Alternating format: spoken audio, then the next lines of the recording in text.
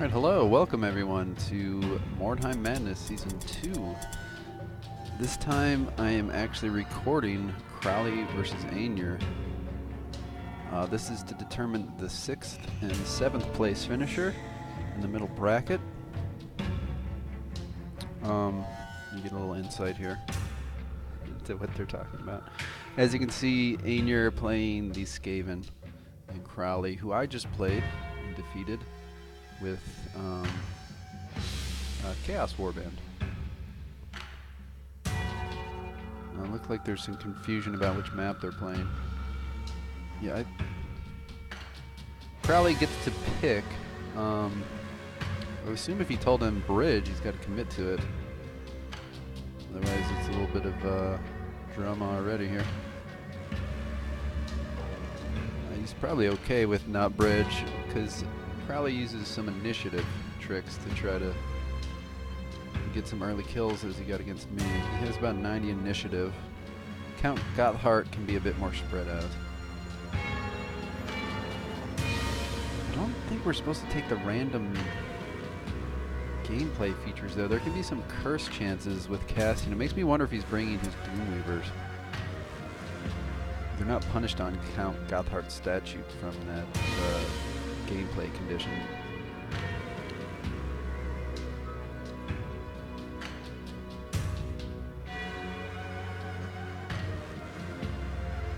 But yeah, so we don't know who their opponents would be. We know Karnd is the 1 seed. We know Karnd has actually faced True Griffin already and defeated him, sending True Griffin to the losers bracket. He will face Karnd next, me, or whoever I play. So again, the upper bracket still has a lot to be determined. Slavier versus Shellproof is the next match. Hopefully that can occur. The loser would face me. The winner would go on to play against Clyde, which Slavier has already played Clyde and he lost in a very tightly contested match. So whoever that person is playing Clyde will be playing that will determine who's playing Crowley and Aenur, since they'll be the 6th and 7th seed, and that will determine the 2 and 3 seeds. So starting to shape up the final tournament bracket here.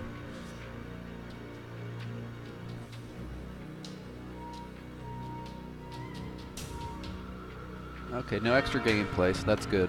It's kind of annoying to have both warbands explore the buildings around the statue, unaware of each other's presence. So it's basically a walk in the fog.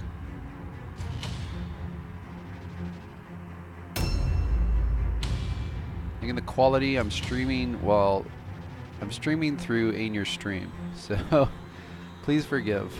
I hope it's manageable. I expect some hiccups. He always kind of can have a bit of a laggy stream. But once he's jumping around less and less, things will buffer, stabilize, I hope. First time ever streaming through someone else. I believe Karnd does local recordings and then uploads to YouTube. I'm trying to stream and then upload to YouTube. We'll see.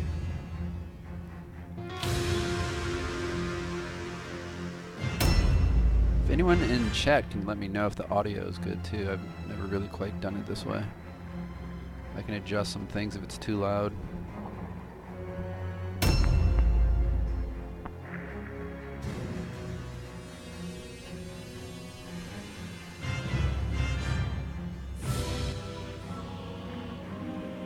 Okay, I just tried it on my phone. It sounded a bit loud versus my voice. Turned it down the volume a bit.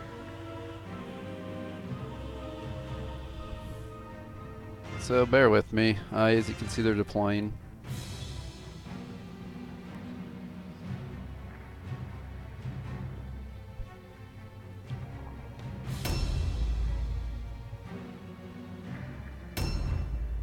Well, I guess you can see me actively turn down the volume. I have it streaming through desktop as well, so I might have to talk to Karnd. I don't know how he streams through Steam. This is kind of a spur of the moment thing though. They posted pretty quickly, hey, we're having a match. And I'm available. So I'm going to try it out. I'm going to steal Karnd's thunder. As you can see, Aenur got the initiative because I believe he thought it was going to be bridge, as you can see from their talking. Bridge, you basically begin combat immediately, or are engaged in combat. So you wanted to get his initiative up. That's, I think, why the Count Gothard kind of surprised him. There are some deployments, though, where you can engage immediately on Count Gothard's statue as well. So that's probably why he kept the initiative. But, yeah, 234 versus 234. Yeah, that's exactly what I'm talking about.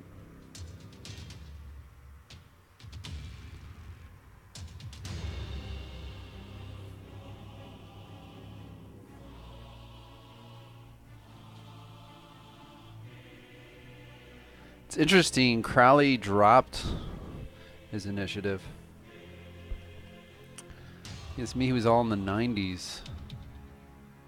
Well, upper 80s. You could see 89. He would have been 89, 87, 87, 81, 81, 81. So he took off all of his celerity runes on his helmet. Probably went with Constitution. Maybe Poison Resist. It's hard to say. He doesn't need True Grit. He has plenty of stun resistance. Aenur's warband is one of your more typical Skaven warbands. You can see 2 sorcerers, which is interesting. I believe it's an order sorcerer. They use ranged. They also have Daredevil, Black Hunger. Probably that Warp Guard in the Black Skaven you're seeing. Tanky Warp Guards. I believe that's a ranged Verminkin. He does have a tank version one. Well, it might be it in the right corner. That one's a melee resist kind of henchman. I believe he has to take 2 Verminkin because of the Lad's Got Talent. You can only take 4. Where's it? 5? I think it's only 4 of one type.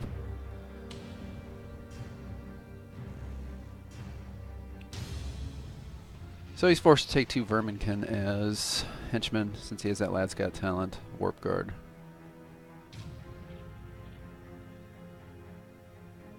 Is it 5? I'm wondering now. Either way, he's a mix of melee and range, squishy to hard.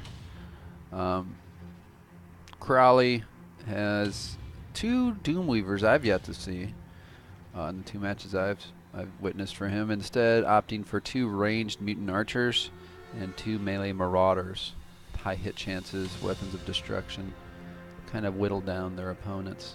I believe the slicers can stack melee resist debuff as well. So he wants high hit chances. His Dark Souls appear to be cloth-based dodge Dark Souls. Now, I've seen him with spears and shields, probably trying to get maybe some melee resistance. In the new meta, though, it kind of has been struggling with damage output. I don't know if he can switch to a two-hander and start axing away with those. I didn't really use it against me. I'm not sure, though. But I believe he has 5 Dark Souls. That's it. No henchmen for him to swap out.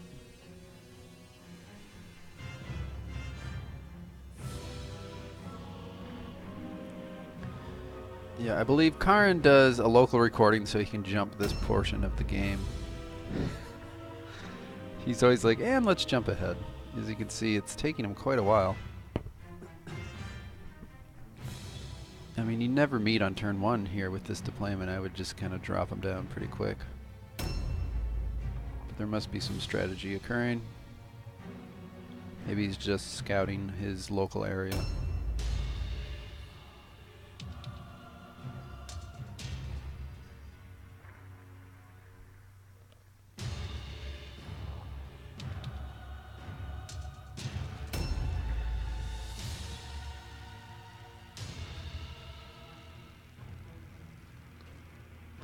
And if you're watching later on YouTube, yes, please feel free to skip ahead.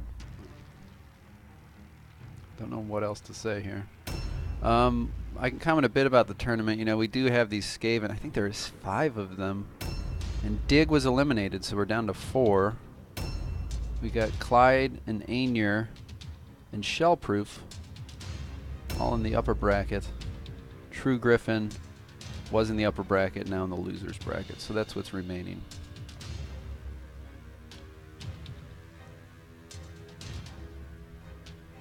Meanwhile, myself and Crowley, we had our little chaos fight. Slaver with the mercenaries, Chris Cardiac coming up with the sisters. He will be taking on Hole Poker, hopefully shortly as well. Winner of that match guaranteed a spot in the losers bracket, unfortunately. It's just how the numbers work out. Boy, I hope they don't get a desync with him streaming after all that.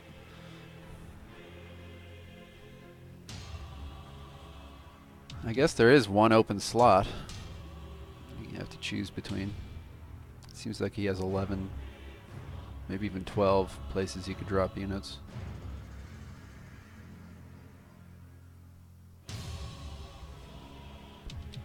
Yeah, he was looking forward for the middle bridge. It's a fast, quick map, middle bridge. In this situation, okay, Crowley got to pick the map. He was ranked the higher player after the league stage, even though they both, I believe, had 4-2 records. But in Crowley's defense, I do believe he defeated Aenur in that match. So it kind of feels like he should be the higher seed. Oh, this is really kind of buffering. I mean, I apologize. This is coming from Aenur. He's notorious for having kind of a weaker connection, especially while moving.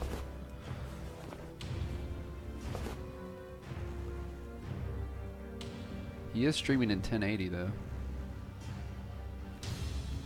Yeah, thanks, Karin. Where were you? I was hoping to do a co-broadcast.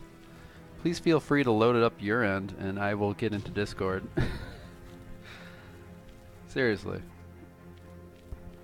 It's a bit grainy. I assume, see, once he stops moving, it kind of gets a chance to buffer in, but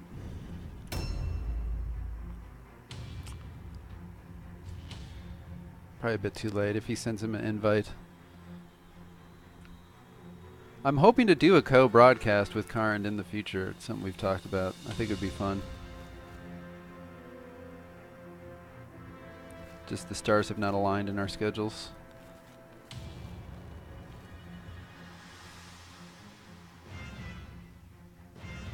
I think we've determined it would be through one person's viewpoint versus one person, like, say, through Aenur and the other through Crowley. That might just get... I mean, it'd be interesting. It'd be interesting to try. I don't know. I don't know how much that would add. We would take turns. Oh, over to you, Karin. I see your player's turn is occurring. Puppet Master again. You can see cast magic and definitely order. That's where I think the puppet comes into play. Pulls the strings on the Daredevil units.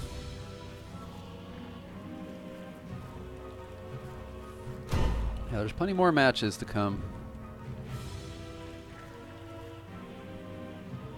Things are just getting juicy here in Mordheim Madness Season 2. Players getting eliminated. And the actual tournament starting very soon, hopefully.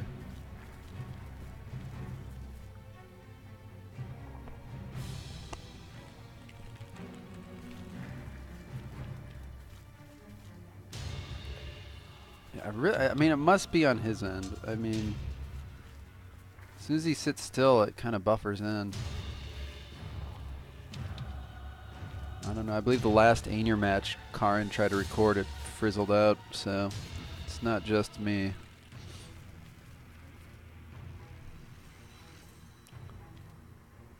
Playing a little conservative here. You know, it's bragging rights. In the end of the day, this really isn't going to matter much. Their opponent will be able to pick the map against them. It's... You know, I don't know. You know, I keep wanting to say Slavier is going to beat Shellproof, but Shellproof can be dangerous, especially if he gets the jump on someone with his initiative. He just really focused initiative.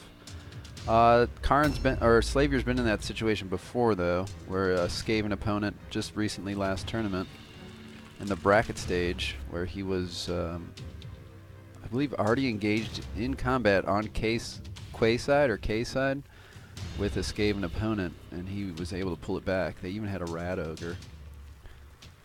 But, so that said, if I had to guess, it would be another rematch of Slavier versus Clyde, determining who wins and loses here and who wins and loses there, who would be playing each other. So in the grand scheme of things, this match doesn't matter that much.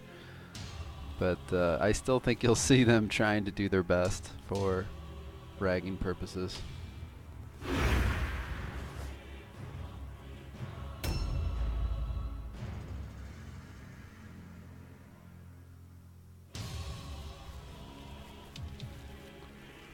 Yeah, is it through his broadcast? I don't know. It gets really bad on movement, guys. I just don't know what to say. I was going to try through Crowley's, but he never responded. See, right when he sits still, it just really crisps up. So I don't know if it's something with his graphics card. It can be hard on it while you're moving and panning around. It's got to load everything, obviously. See, I don't know what he's doing. I don't know. I mean, he's got clawed feet, Crowley, but I would not expect him on turn one. That's just kind of dragging the fight out. A bit conservative play style here. No one wants to be the one to go out in the open on this map. Though there can be some advantages to it. It all depends on the warband and your opponent. But typically it's a ring around the rosy. You just want to be like, hey, I'm headed left. If you want to head, you're right, so we can actually fucking meet each other within the hour instead of just going in a giant circle. Again, that's kind of why the middle can have some advantages. You can have a good viewpoint. There's a lot of windows into these structures where you can spot somebody just through happenstance. So you put out there a unit that's pretty safe, relatively speaking, maybe good range resistance, magic resist. You can spot your opponent and then know where they are for the rest of the match, while they only know where one of your units is, the one that was spotting. That's an example of where you can utilize the risk reward of going into the middle.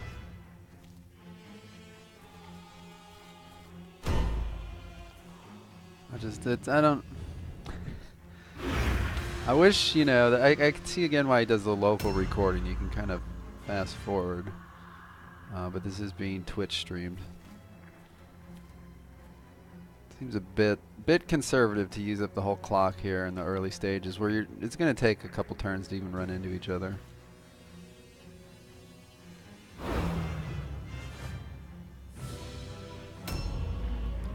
Yeah, this is where I really will need a co-broadcaster during Crowley's turns. I could do some editing on my own before uploading it to YouTube as well.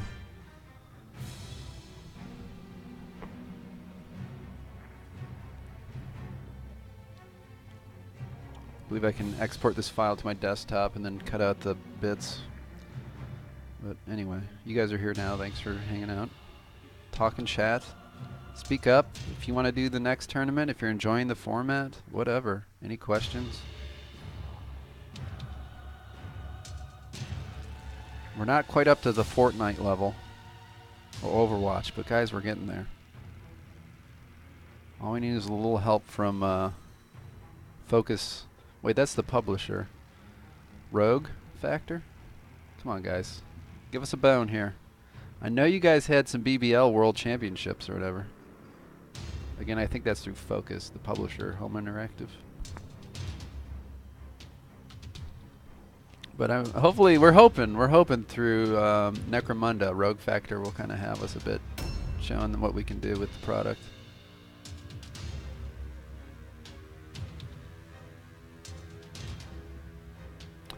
So I believe Aenur is looking for traps here, most likely.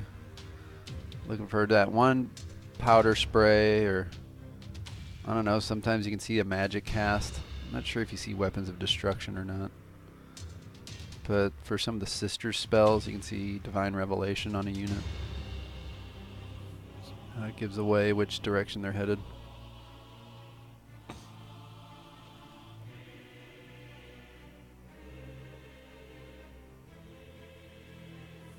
This is just a very, very skirmish heavy map. So much structure to be able to run out, attack, and then run back into.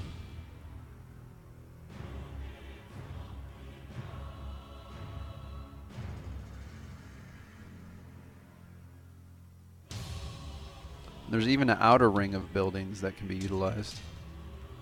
You can't actually go into those sheds on the left, on the outer ring. There's steps and everything inside many of them.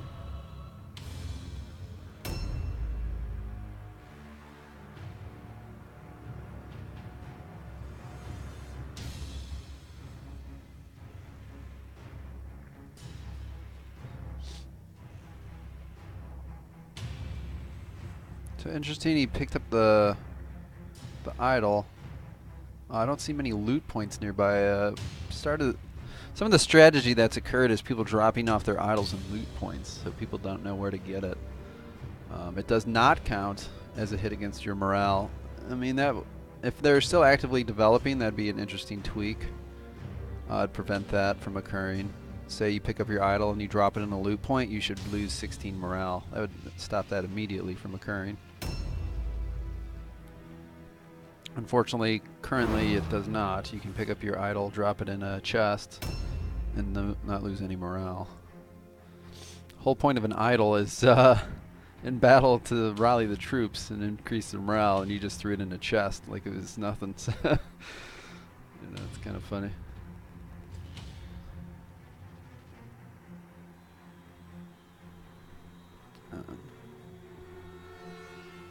I really wish they picked Middle Bridge. Oh man. This map can be a battle of wills. Whoever has the children crying first.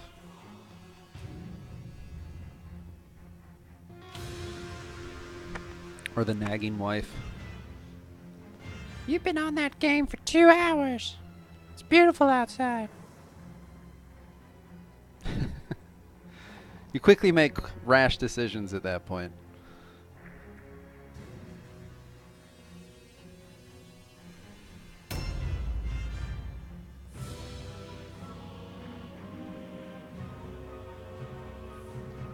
But yeah, we have a running timer, unfortunately. It's been about 25 minutes. 20 minutes, something like that. This is probably the longest map deployment.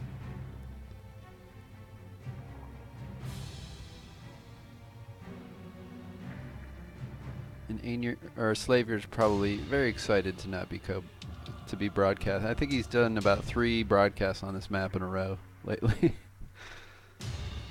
He's got his 2 henchmen pulling up the rear there. I don't know if that was on purpose or they just haven't had their turns yet. I mean, his warp guards have not gone. Yeah, it is huge. Unfortunately, our wives are not impressed by the size of this map.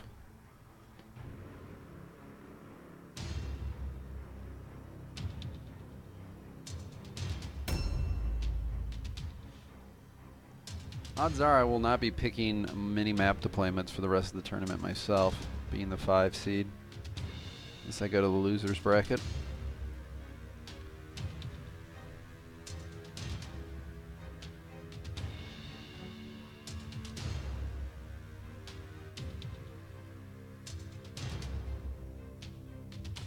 If he stops panning around, it sharpens up for a second.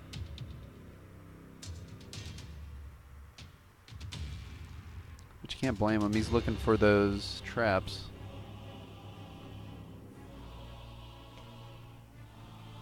I think Crowley, you know, Doomweavers or Mutant Archers, I think both can be successful here, considering it's a skirmish kind of map.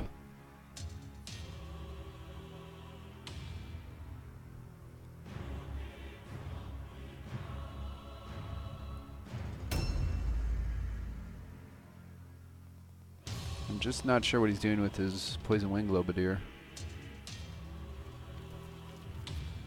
Both players seem to believe there'll be combat turn 1. It's kind of interesting, we'll say.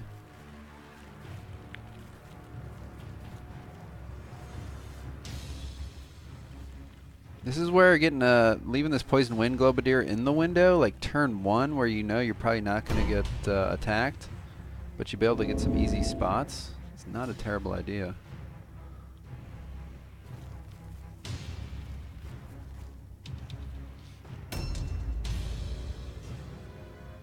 I mean, you should be relatively safe in some of these windows. Turn 1.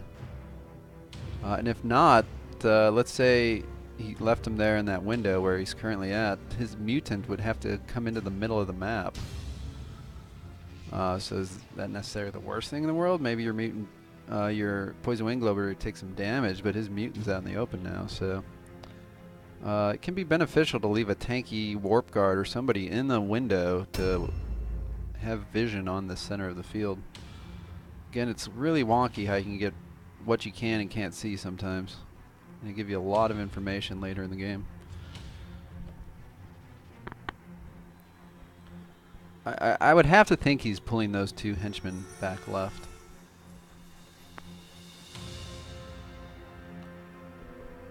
There's a time and a place for having a flanking maneuver. I don't think this is the map for either. But they can definitely be really, really nice. If you can keep the unit hidden and then spring onto somebody's flank or backside, you can cause a lot of havoc that way. Start locking down ranged units or taking out leaders or whatnot. People get a little bit more sloppy about placement in their rear lines. They'll leave archers against walls just because they don't think people will be able to get near them. And they're also kind of trying to hide them from view. So it's really counterintuitive to leave your unit out in the open. I mean, even I do it to this day. I know you don't want to get pinned against the wall, but you also don't want him standing out in the open where he'll get spotted really, really easily.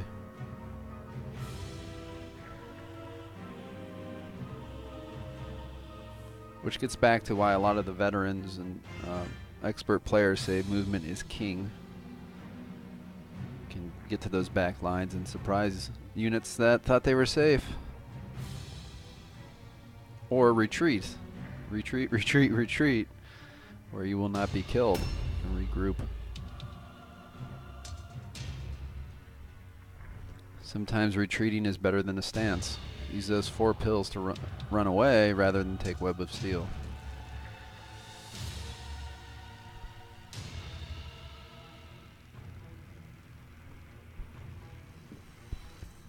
And both of these warbands definitely have mobility. Aenur a bit more. I mean, the Warp Guards come with 8 movement default, which is just kind of crazy.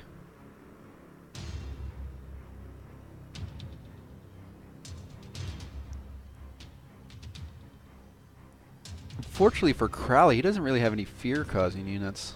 Skaven can be susceptible to that. He did have Musk of Courage, I believe I saw that.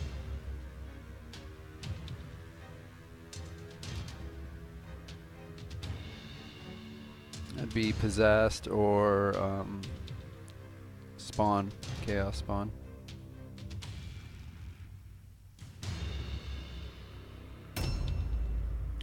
Conversely, Chaos are rather immune to fear and terror. Really, all alones for sure. You can get the Demon Soul, which makes you immune to an all alone. On my broadcast against Crowley, I mentioned. Actually, I was surprised that my Archer didn't have an all alone test, and I forgot he has Demon Soul. He was immune to all alone tests, which probably saved his ass. It's not immune to fear and terror, but you are immune to all alone with Demon Soul, as well as conveying magic resistance.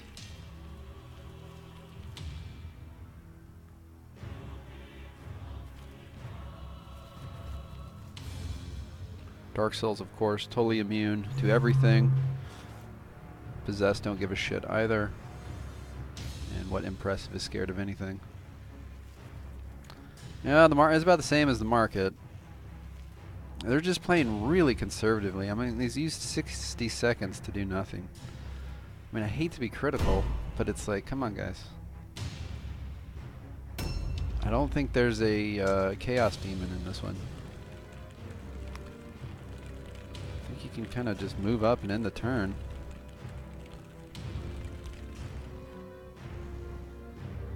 It's been over about a half hour for nothing.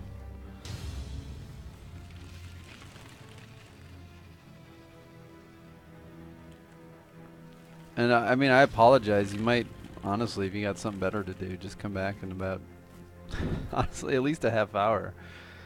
Part of me wants to kind of stop streaming for a little bit and then come back once something happens, but I can edit after the fact again. I don't know. I mean, they're using their whole turn to like move backwards. Like, no one's gonna get near White Walker. You can have the highest movement in the game and he's fine.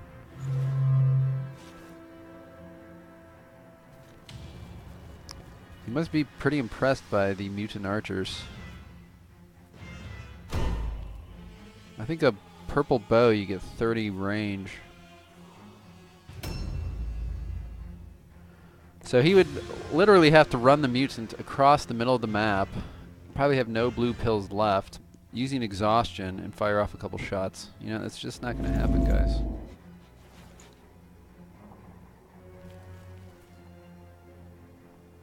This could be a scout. It's one I would move forward to get to the window, overlooking them. Instead, he's pulling them back, unfortunately.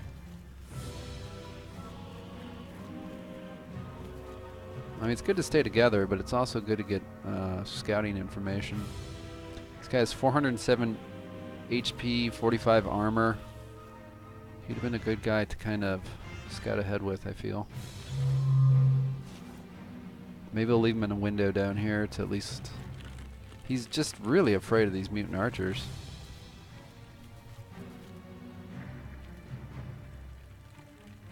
Again, if he was gonna, if Crowley was to expend all that energy to get a few shots off on a henchman, you will take that trade. That means the mutant archer is out in the middle of the open, waiting to be punished.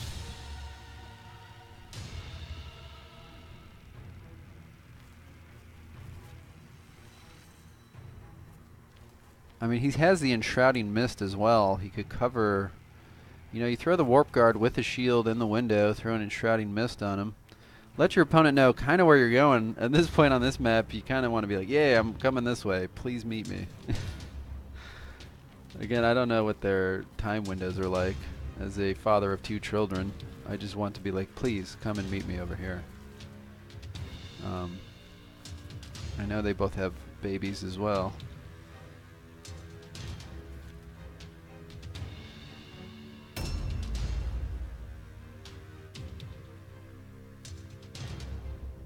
I mean, they're actively moving backwards. He's gone to that outer ring I was talking about. You can stack the basic with mastery and shrouding mist, as you can see. Conveying, I believe, 75% range resistance.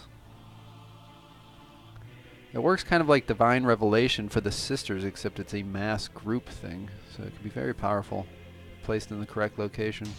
Unfortunately, it can punish your own units.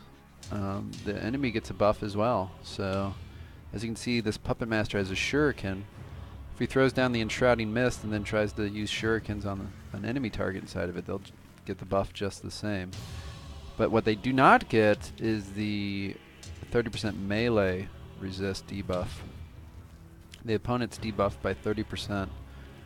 And it is actually something I feel Skaven struggle with, is melee resist builds.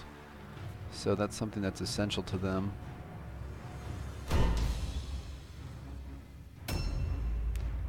They can use Wither to debuff a melee resist target, and they can use that Enshrouding Mist, and of course Insult. So they do have ways to get there. They also really struggle with armor. I don't think they get a single axe. I can't think of a single armor bypass they have. I believe that's why Sorcerer's Curse is such a big part of their repertoire, which is a debuff from the Eshin Sorcerer. So if you want to kill some Skaven, armor, melee resist, so warbands like Mercenaries, Witch Hunters, they're a pretty good counter. Witch Hunters especially, given their priest and their poison, starting poison debuff spells. I believe it's some kind of flesh or something. can really counter Skaven. So I'm surprised Poker. He was 4-2 just like everybody, but he just had bad luck, I think, with secondaries. And I think there's only 2 Skaven warbands on his side of the ledger, while there was 3 over on my side. Poker would have benefited more from being in my division.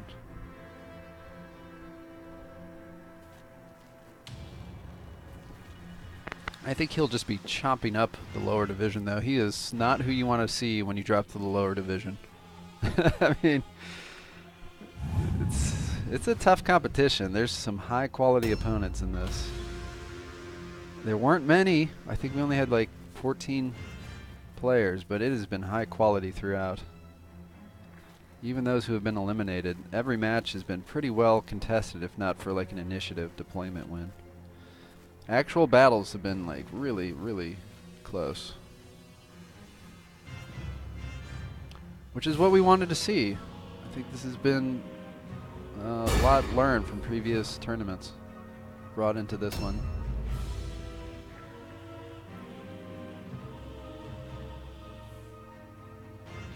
Well, you could just say, hey, I'm headed left. Still won't let them know where you are.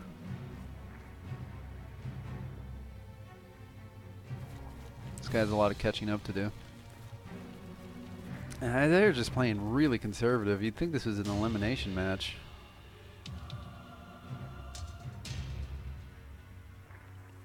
I think both feel like they have something to prove to the community, though.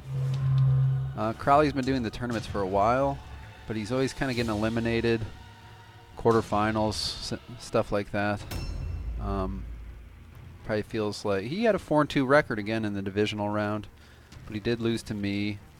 He beat True Griffin, so I feel like he wants to win this one to kind of, you know, everyone wants to prove how good, you know, prove your worth and whatnot. We all know they're very good, dangerous players and can win at any time, but we're always trying to compare ourselves to Karand or Slavey or Clyde, some of the veterans. So I get it, but in the scheme of things, this match really does not matter that much. Especially since they don't even know who their opponents are. Aenur is new to the level 10 tournament scene, actually. We have to keep that in mind. He did play in the Buddy Hood Brawl League Season 2 and was victorious over my Witch Hunters warband. I wish I could replay that match. His maiden was too much in his comments. And his fucking matriarch. I don't even know the role she survived with. Is what it is. There's roles in this game. But this is his first level 10 tournament, so again, out to prove his mettle, prove his chops.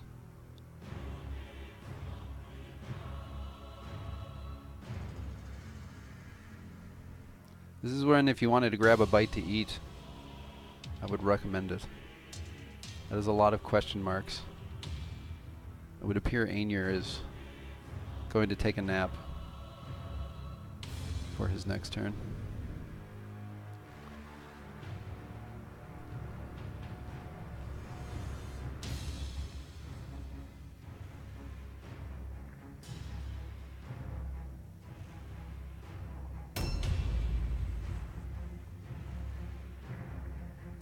Is this why I just private message Crowley, hey, please head right from your perspective so you meet each other? I mean, I don't know, it's funny to see, like, look how far back he pulled. He put all his units in that outer ring, just so afraid.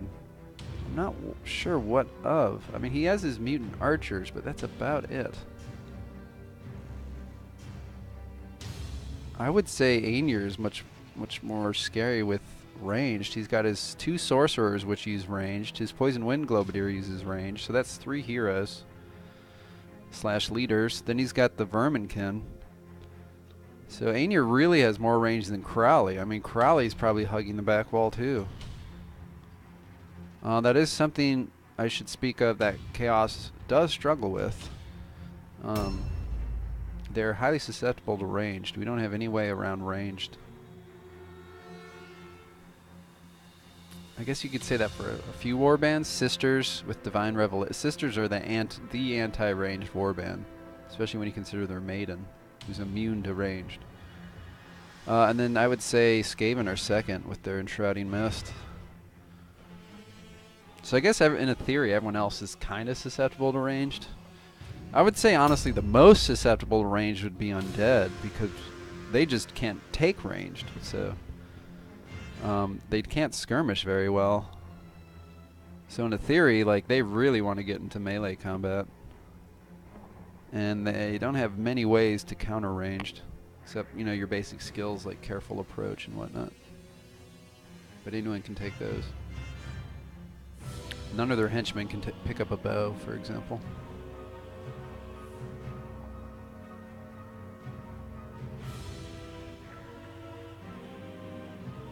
But yeah, Chaos are right there. If they didn't have the Mutant Archer, they would really just kind of have the Brethren.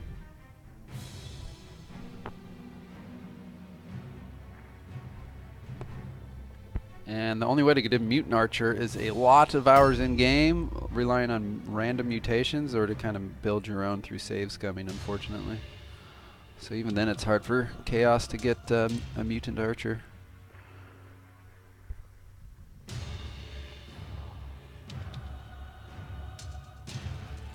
Yeah, I would definitely say Undead are most susceptible to ranged.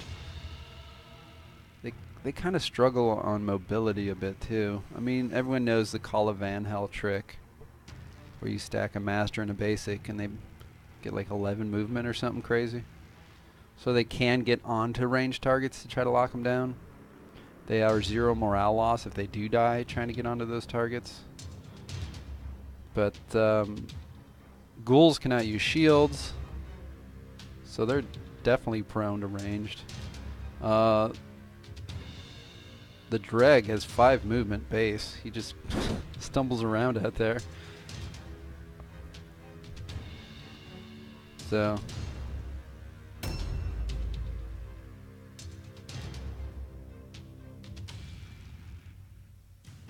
anyway, it's just something to consider with all the Skaven. Undead counter Skaven in their own way, though, with a lot of the poison immunity. So there's a lot of rock, paper, scissors to Mordheim. Not only do you have a lot of RNG with the rolls, like literal rolls, and then rolls for deployments and maps, then there's also maybe you're just going up against the most awful opponent in your situation, you know? Like, this is the warband I would do least best against, and you happen to be facing them. And then you get a bad deployment. It's like, what, you know? That's why, you know, I don't think people should take it too personally when you lose. We're all pretty good quality, and it can be as basic as that. Like, I just didn't match up well, or had some fucked up rolls. What do you want me to say? I'll beat you next time, you know? And I think most of us realize that.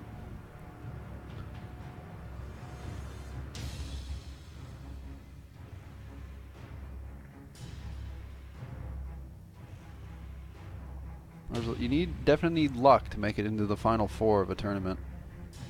There's skill, but there's also luck.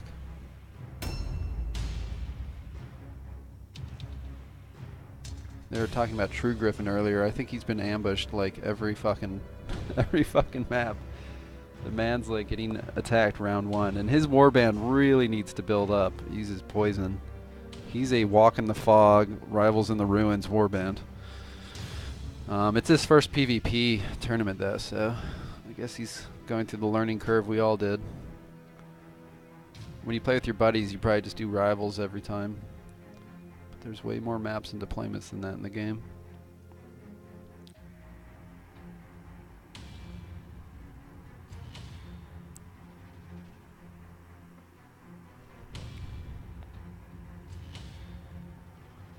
Man, oh man, they're just too conservative.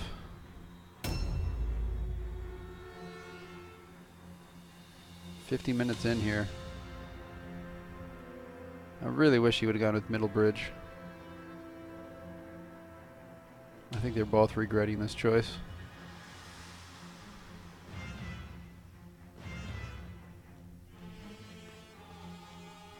You know, I think he wanted a Doomweaver. I would agree. That's a big reason to pick this map. I can't remember if we turned on or off gameplay. But On this map, there can be a gameplay feature where it's all lit up and electrical, and there's a Tzeentch curse every time you cast. And he's built his whole warband where he does not give a shit about that.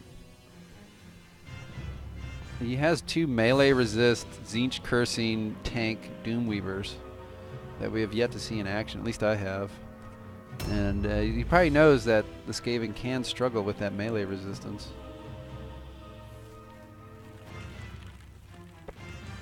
They tend to have good dodge inherently too. And in order to make a good melee resist tank, you need to up your dodge. Dodge increases your melee resistance 1-to-1, along with weapon skill. So if you say get 15 agility, 15 weapon skill, that's 30 melee resistance right off the bat. Drop into shield, shield specialist, defensive stances, etc.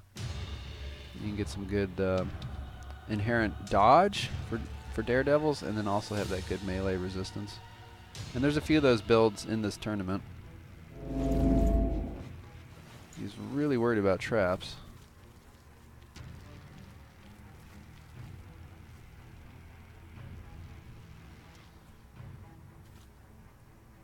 I mean, they're just so conservative. Like, he's pulling backwards as well.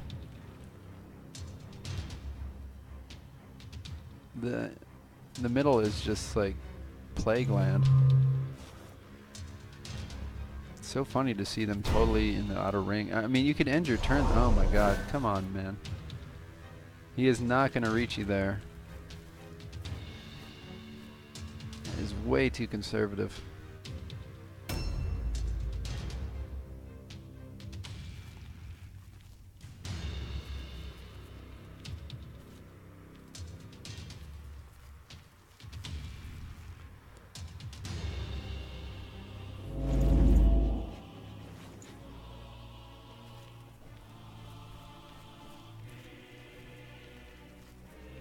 Is he going the wrong way?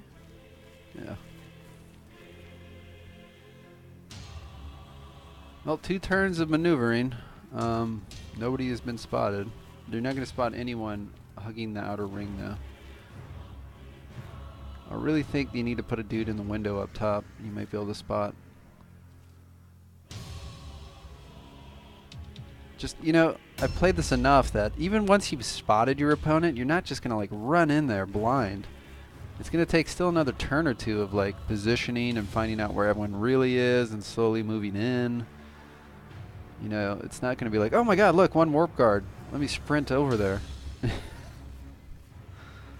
So, I mean, I don't know.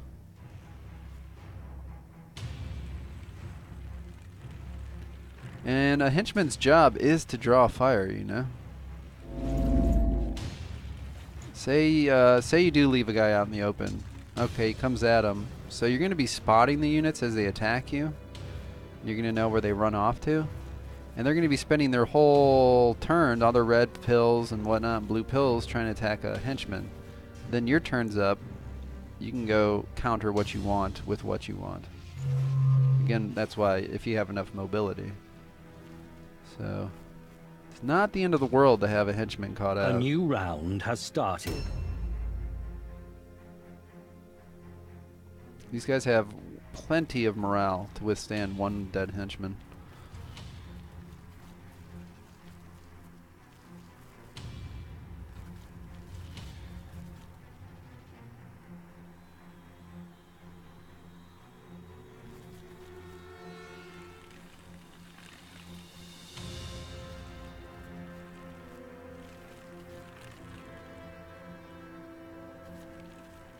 And you can see what they're talking about with the issue is if they both are going in the same circle, they're never going to spot each other at this rate.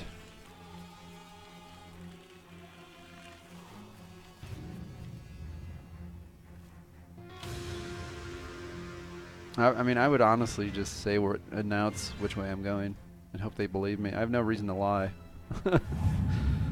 It's like, please come the same direction as me. It's like no one's going to be surprised. You're still going to be doing this kind of building-to-building combat. It's just inevitable on this map. Then at least you can meet each other in an hour instead of like 3 hours of chasing each other, which very well may be occurring right now. And this has happened so often too that gets back to why I think can be some strategy to just going in the fucking middle. Like, he's not watching the middle at all, and there's plenty of stuff to hide behind out there. There's a giant wall with steps into the statue you can line up behind and hide behind, and then just run through these buildings to his right, to this unit's right. You can just come through the buildings and just catch a dude in the fucking rear or through the sides. I mean, if you're both going the same direction and you're leading with the units you want to lead with, like tanks and warp guards, you got your clunky dudes and the heavy armor up front, and then suddenly your opponent smashes into your soft guys from the side, you know, that could be an advantage, along with not making it a 4-hour match.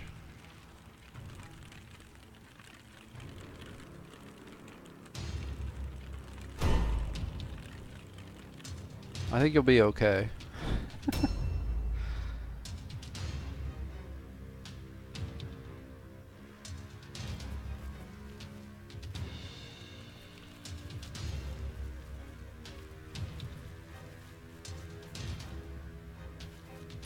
With the power and strength in a lot of the builds nowadays with Daredevil and just spiked output damage, a lot of the matches do come down to who engages first. You know, who gets those first early kills can determine a lot of the outcomes, unfortunately. Which is why I think players have become so conservative with moving building to building and whatnot. I think when I first kind of came in, there's a lot more of a tanky meta. Grind out kind of wins. Battles would take round after round. But as people have learned new builds, seen other builds, seen people use skills, learn those things and the power of them, it's definitely moved to like a spiked damage output kind of game where you can win a match in one turn. We're seeing that a lot with a lot of the what we're calling initiative wins or whatnot, because we're getting on the units and killing some of them immediately, like 3 units dead immediately. And it's hard to recover from that. What goes from a 10 versus a 10 is now a 10 versus a 7. Like, your unit hasn't even moved. So when your turn finally comes up, you have 7 units. They still have their original 10. So it makes it really difficult.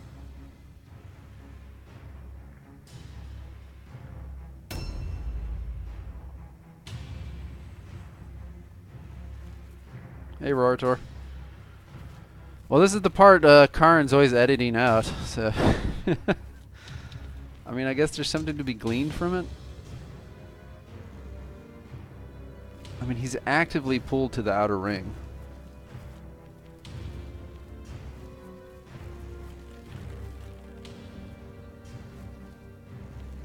I think there's plenty of cover in the middle ring, or the inner ring. I don't know why he's afraid to use that. There's always plenty of cover. You don't have to pull all the way to the outer ring. It's a bit extreme. I'm not sure what's... You know, he said he thinks there's a Doomweaver. So they have burning blood and stuff like that, but... Like, what is he afraid of? You are the ranged warband. You have shurikens and warp guards and or warp lock pistols.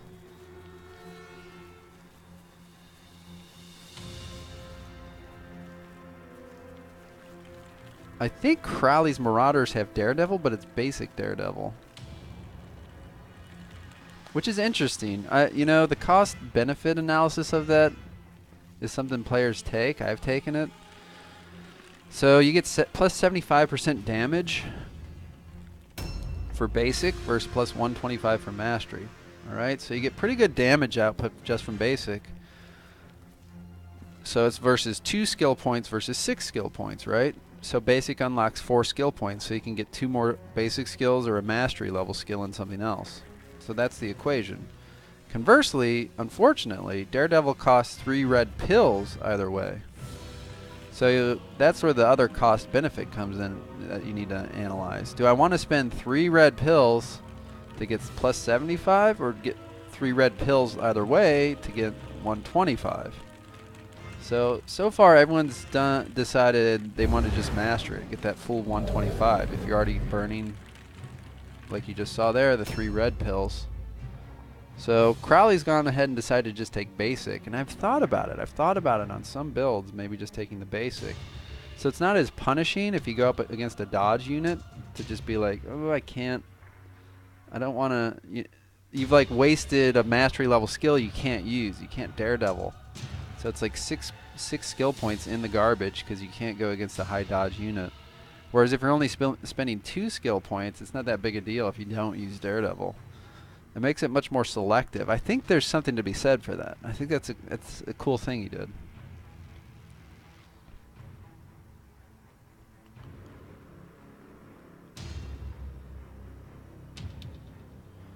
Yeah, you know, I'm hoping to see more of Hole Poker. I don't know what he's been up to. Karn could tell you more. He's his actual brother. But I know he graduated and is moving and stuff. He's been kind of off the radar. He's probably disappointed with being in the losers bracket too, I'm sure. But from what I understand, he has a very tanky builds. Like I said, he went 4-2. He had a winning record. Just like, I think there's somehow all these people went 4-2. Aenur, Crowley, Shellproof, and Hole Poker, I think we're all 4-2. It's just tiebreakers. Secondary objectives kind of determine the final order. Maybe one was even 3-3, but the secondaries got him up higher. I don't remember. I think Shellproof may have even been 3-3. I don't know. I'm thinking about it. So he had the worst record, but actually ended up in the winners bracket. I know he lost to Slavier and he lost to Hole Poker. Did he win his other matches? No, he lost to Aenur. So I know he was, yeah, I think he was 3-3 Shellproof. And then Hole Poker at 4-2 finished in the lower bracket. So yeah, I mean, you're doing it to yourself, man. So I've done this to Aenur. I've played him in some friendlies and with my Doomweaver. He should know better. He always, I actually did it in our match. If you actually go and look, I got him with a Spiteful Manifestation. The guy puts his entire team together, and then you can just throw some Spiteful Manifestations, an AoE attack, and just fucking nuke them for like 150, 180, depending how many are in the range per bolt, per attack. That's significant damage per red pill. Now, in Mordheim, you always want to kill a target, but if you can take massive AoE onto an opponent, you do that as well. He had clumped up his whole warband encircling me during our match, and even though it was a blind cast, I couldn't see any target. I still hit like 4 of his guys a couple times. And if you hit the Poison Wind Globadier, he's not healing that unit. He can heal others with a glow, but any damage to a Poison Wind Globadier is permanent. Like, look at those clumps. If you could get a Doomweaver and just nuke him. He's just asking to get nuked. There's a lot to be said for clumping up, and I think that's where Fireball, Spiteful Manifestation, even Acid, I think there's some spells that are just waiting to get kind of brought back with all this like house clumping people have been doing. Poison Clouds. You just throw some Poison Clouds and Spiteful Manifestations, you can just fuck someone up pretty good. That said, I think people have enjoyed limiting the DLC to this way. I'm not sure if we'd bring it back the other way again.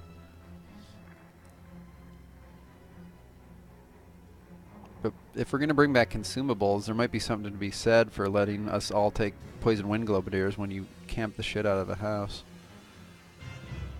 Just poison the fuck out of it. Fumigate that house, get the little rats to scatter.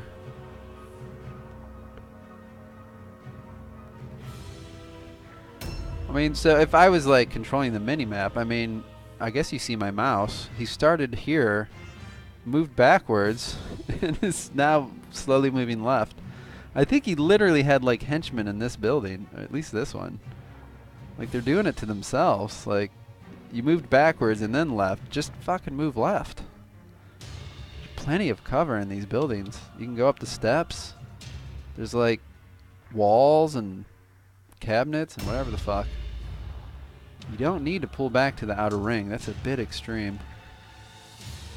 Imagine he's doing it as well. I mean, they're hiding from each other. It's like you'll never meet each other if you're in these outer rings.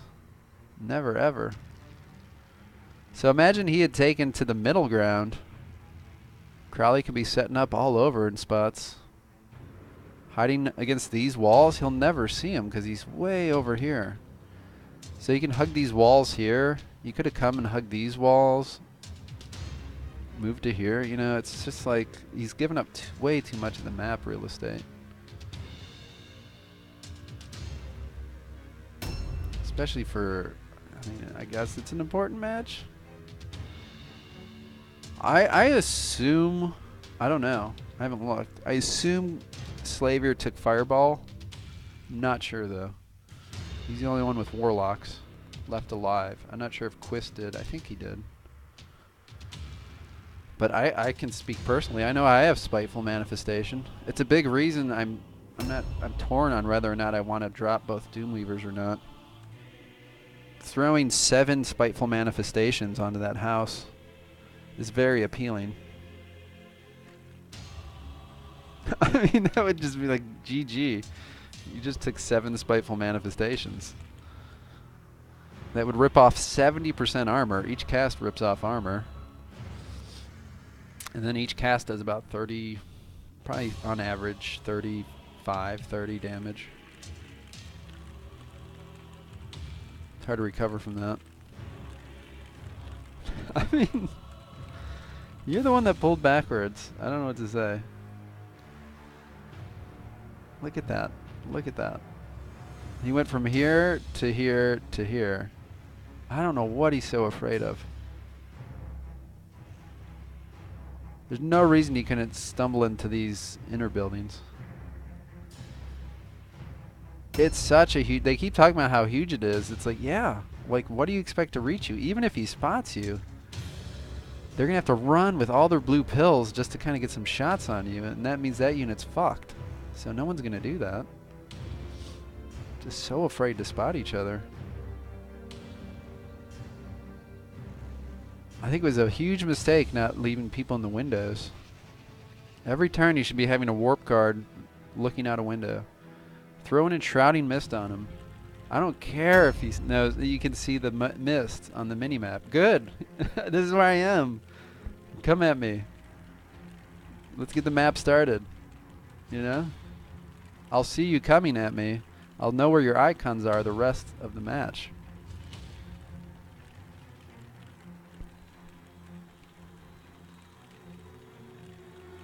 Maybe I didn't see anything that's too low quality. I don't know. You can see it's supposed to be 1080. And it buffers at it maybe a little bit when he sits still. Yeah, the frozen one, any of these tanky warp guards needs to go up to the fucking window. What's his range resistance? 42. 42. Just standing there, it's 42. You throw an Enshrouding Mist, it's 92. 92, man. You can look out that window all day. Now, if you really truly think he has a Doomweaver, he has 9% magic resist. And they can land some Burning Bloods. But, I don't know. You guys are doing it to yourselves. Like, look at all this cover here. This is what I'm talking about. If he looks to the right, there's a staircase, there's a wall. Like, you're just fine right there. You'd just be in as much cover as anywhere else. He's not looking the direction.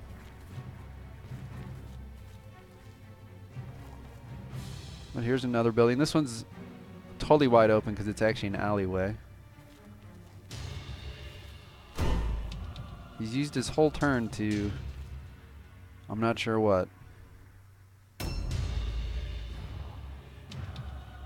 Like, you're not obviously not going to do anything. Just run forward and end your turn in the building. That's all you have to do. Just run forward to the rest of your team and end your turn. He's not going to be attacked. I promise you. Just run forward. Go one more. Just against the wall, end your turn.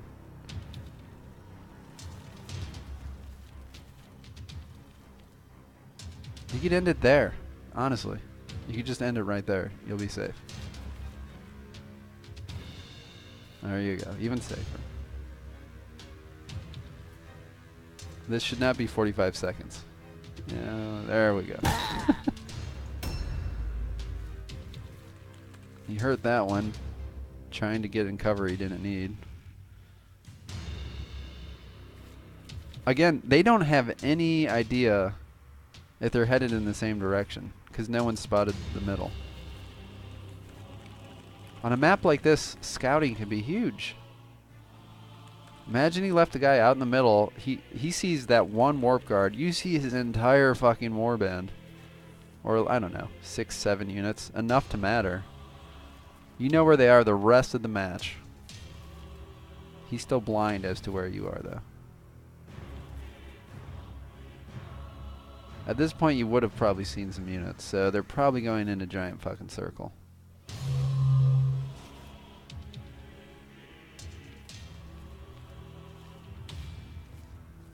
It's interesting to see the meditation. He appears... He took the heavy armor, so he probably took armor proficient. A new So round he's probably has sitting... started. I don't know if he took... He has 9 magic resist, so he probably took the knowledge of Mordheim and armor proficient. So he probably has 8 movement henchmen. That's what it appears to be. He's been in this view the whole time. If he hits the other button, you could see their movement.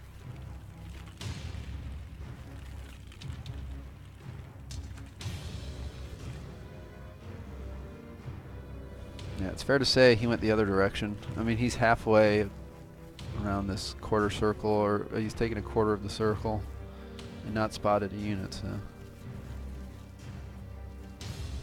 Man, oh man.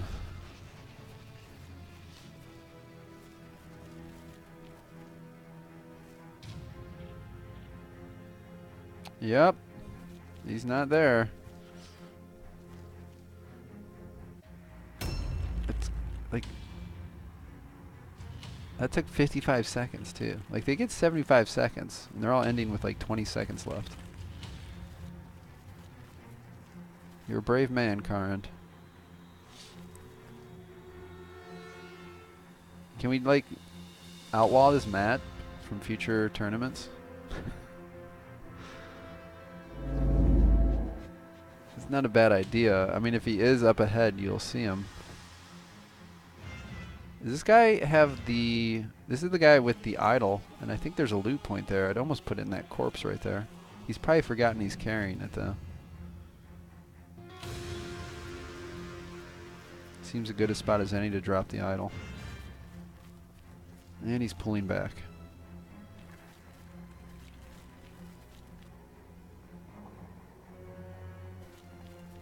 Yeah, he went the other way, sorry to say.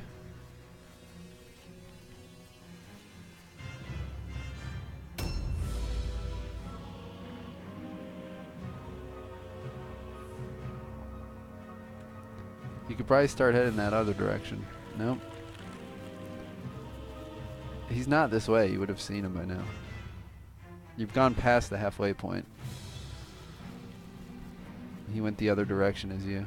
So they're just going in giant circles. So Crowley is most likely over here somewhere. Like, I'm sorry to all the viewers, but I think that's what's occurred.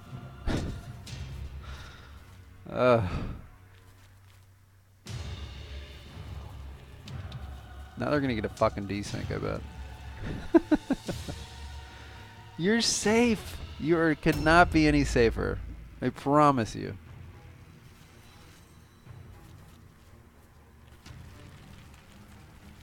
Oh, guys.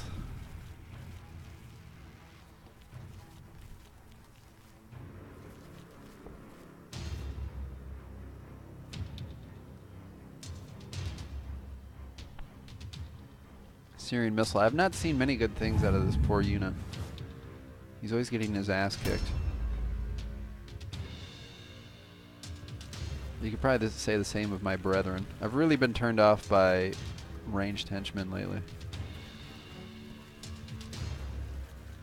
They do some status effect stuff, which is interesting sometimes. Otherwise their damage is usually meh. I think henchmen need to be dual wield or two-handers in today's kind of meta. It's okay to have a couple tanky ones, but you can't just be running out there with a shield and a spear and heavy armor nowadays with henchmen. They're just way too much of a liability. It's like they might kind of survive, but not really, because the Daredevil will just come shred them apart. But meanwhile, they're only doing like 60, 90 damage with an adrenaline rush to the opponent. It's just not sustainable, today's war bands.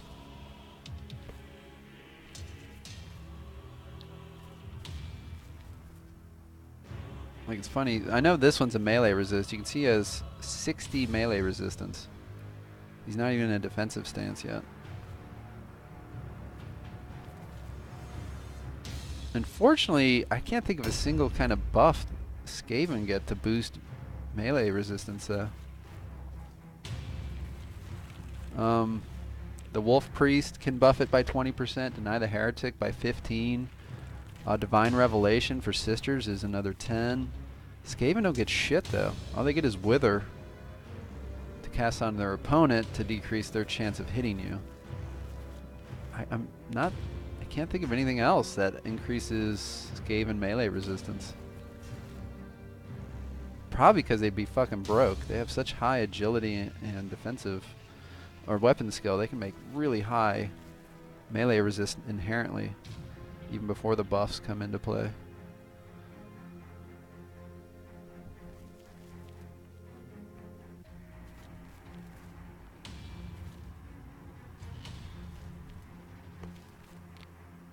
I mean, this is a whole turn just to, like, 15 seconds left. What are you doing, bud?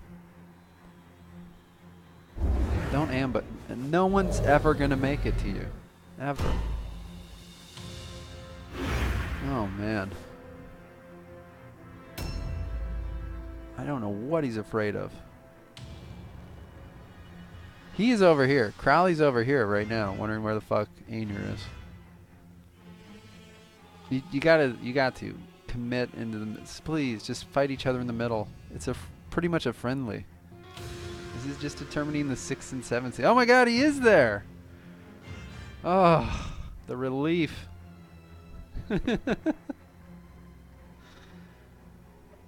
Well, what was Crowley doing then? Maybe he's like trying to spot the middle? I don't know. I really wish he would have had a warp guard and some mist so he could watch his whole team coming forward. Crowley's like, fuck it, I gotta watch the kids. He is running up. This is what I'm talking about. Crowley's about to burn through a large amount of blue pills just to maybe get some piddly shots off. I think he's got 20 seconds left. This is exactly what you want if you're Aenur. Not good for Crowley. This is a losing turn. You gotta pull him back, yeah. Now he knows exactly where he is. So you're almost as Crowley. If I'm in Crowley's shoes, you're like, fuck. Now he knows my mutant's in this building.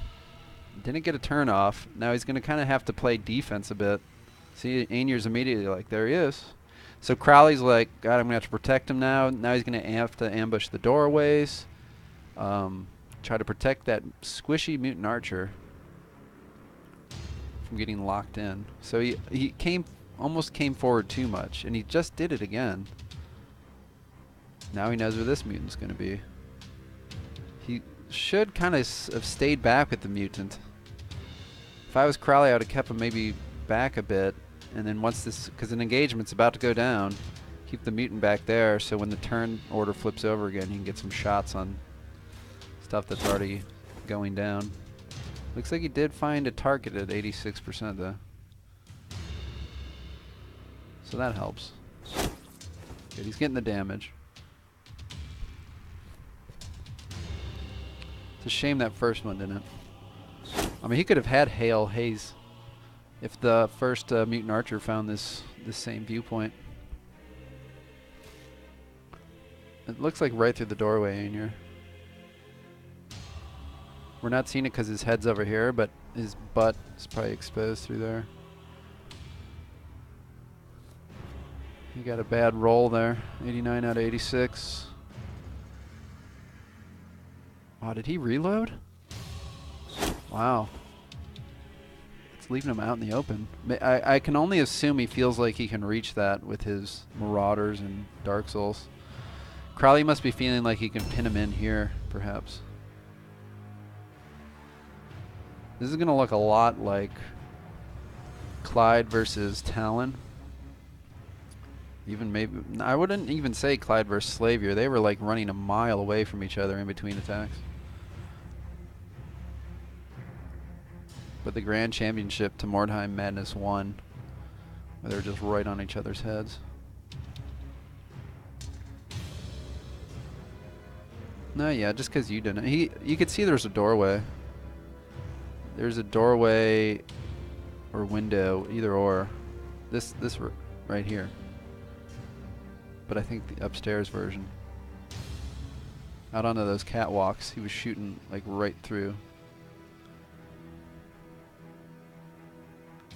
Like, you got the Enshrouding Mists. You were paying so passively, worried about these mutant archers, and then you just got nuked by them. Drop down the Enshrouding Mist and lead with your tanky warp guards that already have 42 range resistance.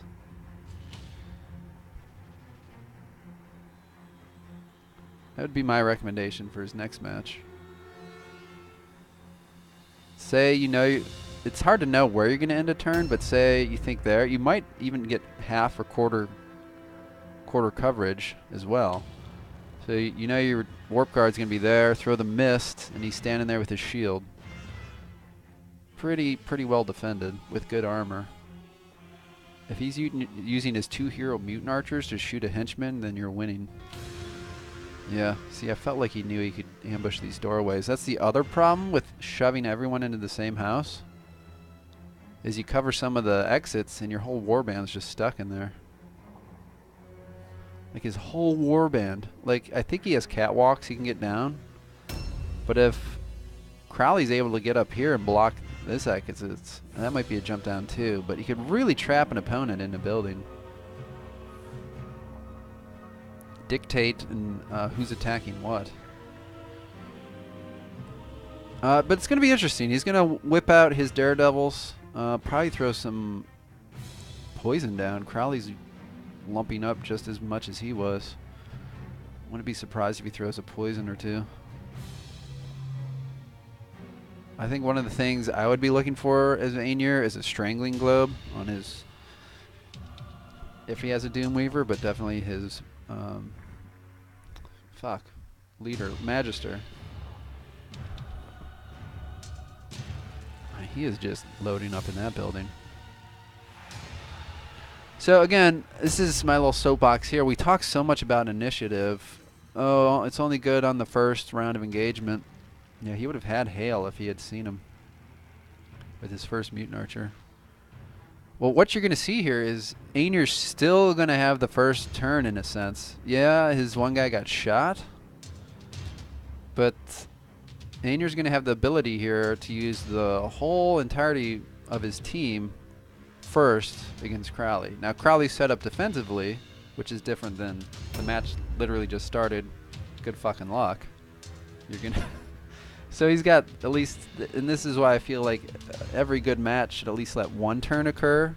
But initiative is still going to play a role here. He's still going to be able to get to have his turns first. His true damage is all about to happen. Now, what Aenur does with this advantage will determine a lot in the outcome of this match.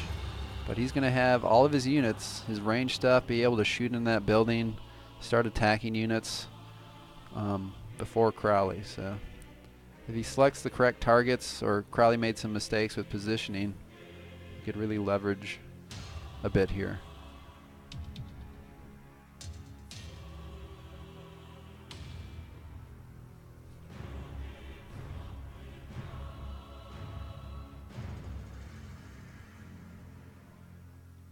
That's not how you spell neighbors. That's the English way, which is French. There's usually U's over in England. It's kind of weird. I don't know why we dropped them. We dropped that OU combination. We dropped a lot of the U's on that.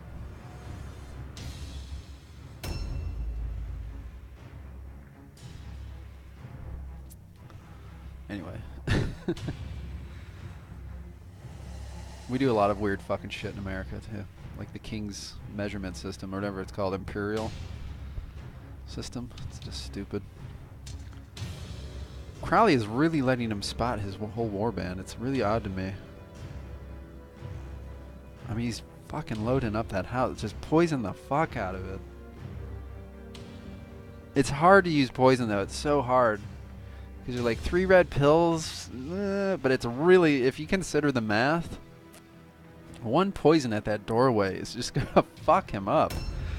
Each unit will have to pass the poison test. So if he drops one just right here and right here, covers the 2 doors, all these units are just going to be taking that little bit of poison damage. You know he's going to be using some exhaustions, adrenaline rushes. I mean, that's all going to start to add up. Again, it's hard. You're like, oh, I could shuriken this guy for 40. You know, the poison... Again, Mordheim, it's... You want to kill units. A unit with 1 HP left can still do the same amount of damage. So you want to drop targets, but at the same time, there is something to be said for AoE in certain situations like we've just met. This is really what PvP's become a lot lately. I can't say if it's good or bad. I'm not judging. It just is what it is. I think people are seeing that and like, yeah, Fireball, Spiteful Manifestation. I think there's some key skills you need to take in the future. Just blow that shit up. Like, I see your house. Let me make it a fucking awful house. Which I think is another argument in favor of consumables. Fucking oil bombs are goddamn annoying, but, you know, not a bad idea to have oil bombs and sludge, sticky sludge. If people are going to do this, just throw some oil bombs again. Maybe that's what's led to it more in this tournament, is no fear of oil bombs. But you got a couple henchmen throwing mastery oil bombs and some poison on that doorway, you're fucked. You will be feeling that. He's in his own building. It's kind of weird. That one brother or whatever he is. I didn't see if he had red pills. I'd assume Crowley's ambushing the doorway. There's an Overwatch.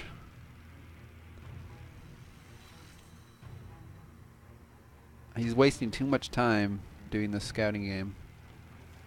He's got to commit to something. Like, look at the poison would do on that. Well, his name is Iron Guard. Time to prove it.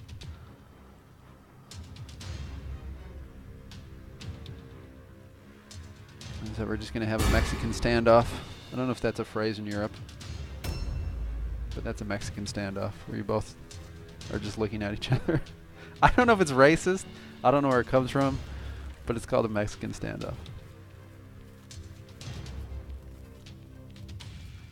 I believe that's called a colloquialism. Something like that. No English major. Or is that a... I don't know. I don't know. Interesting.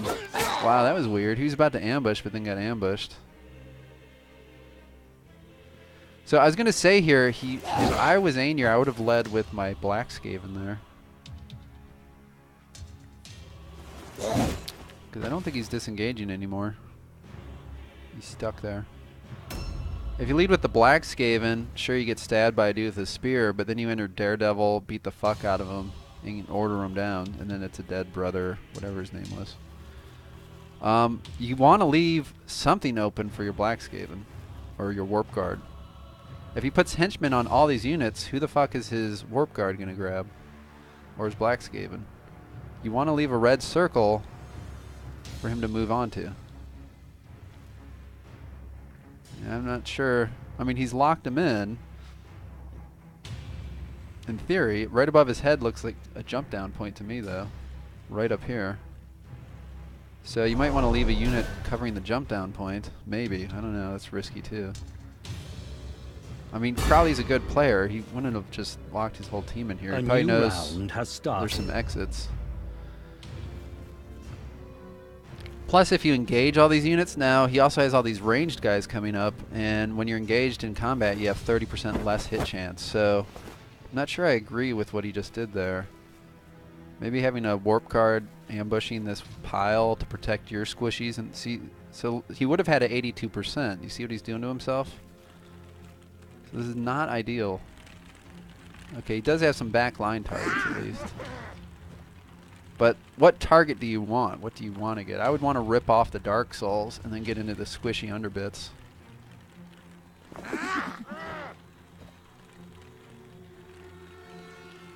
But this is definitely a good target. I feel like a poison's got to be coming into that group. It's just begging for poison. Is there a magic cast he wants? I was wondering. Now that's going to punish his own, yeah. Okay. So it's protecting his warp guards while letting him be able to shoot the dudes behind him.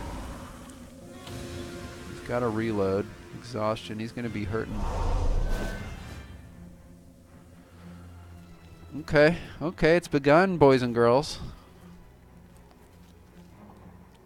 I don't know if he needs that reload.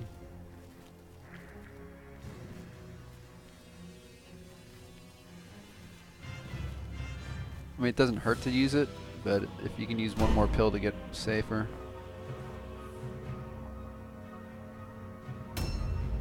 So what's this guy doing? He's purposely, I assume, has him faster than his two Daredevil guys, maybe because he wants to Sorcerer's Curse somebody first. Yeah, Aenur will be able to see. And not the highest quality picture, but that is not my fault. Looks like he's going to be able to get a Mutant Archer.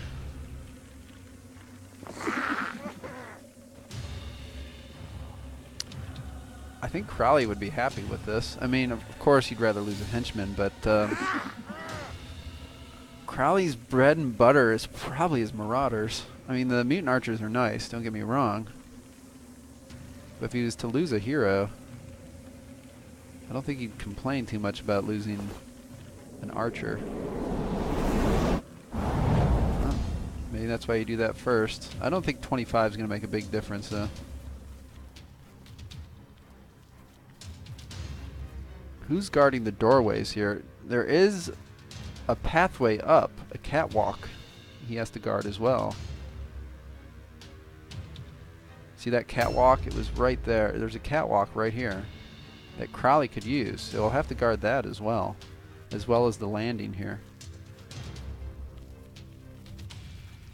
Who's going to be doing that?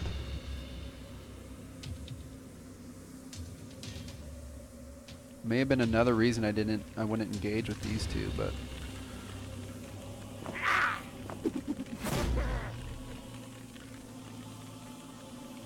I don't know if he meant to do a knee shot.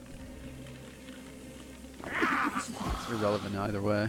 Like, if you're going to kill the unit, why do it? He probably didn't mean to. He probably wanted to do Adrenaline Rush and then fire one more time. Wow. Got him. This is all I see Searing Missile do, though. He's pretty good at dying. Poor Verminkin.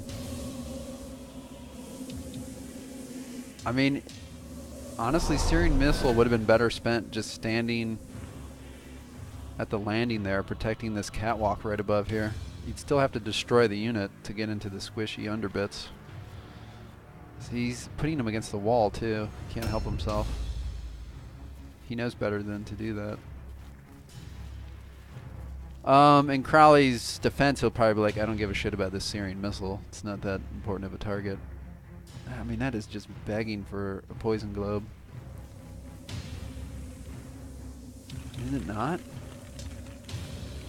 It's hard though. This is exactly what I'm talking about. You're like, but I could just shoot his archer a bunch. Just do that instead. When a globe would just be doing all kinds of good damage. These are the units Skaven have to leverage, these poison wind globadiers. This is what's fucking brutal. Is that little icon is strangling globe. That and their poisons and heals. I hope he throws a poison right there.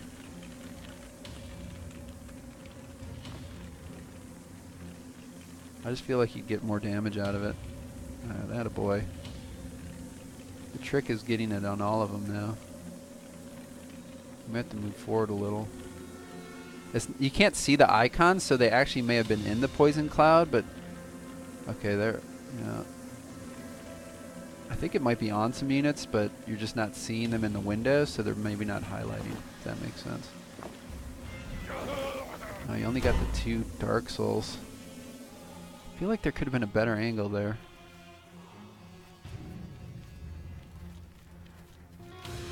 Alright, so he has his 2 Daredevil guys, but no Order Mage. Oh wait, this might be his melee resist dodgy guy.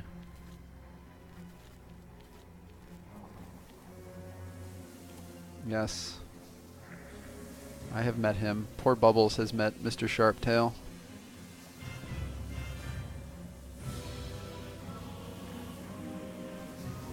He's got 15 agility and 19 weapon skill, so I think if he was on the other screen, if I had to guess, he probably has about like 60 melee resist.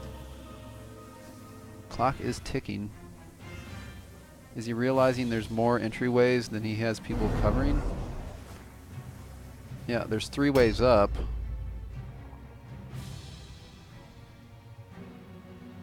There's still this catwalk he has not defended. And in theory, he could bring units up to here. Depends where the steps are to that 2nd floor. Yes, right here. So maybe Fog Spirit will cover it, but he also has to cover these steps. I mean, that's right into his back line. And actually, does he cover the whole landing, that side step? Maybe. Yeah, I think he's realizing he needs to cover it.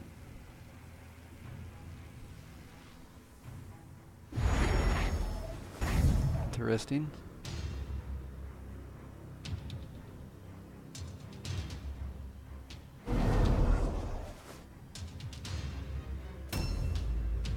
I guess this guy's covering the landing. I guess he's saving him for another turn. Again, that's why I would have not maybe engaged right away, so this guy could go in there, rip someone apart, and then pull back in.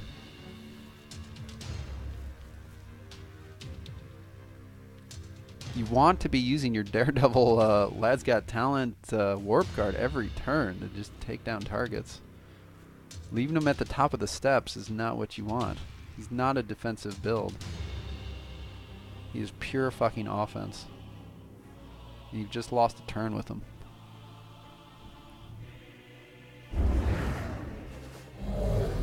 Now you're letting Crowley dictate. Like, he could just shoot him.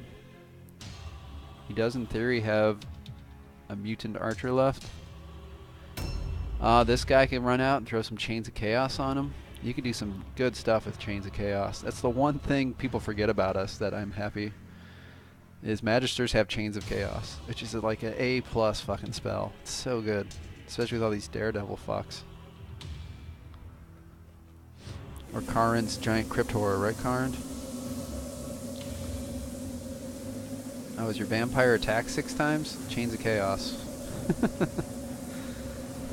There, attack me 3 times while taking 60 damage from Adrenaline Rush, you know? Because they're very offensive in a way of like buffing and then doing order, but they still can cast some fucking magic. They have Acid Spit. Chains of Chaos on the right unit can be pretty damn strong.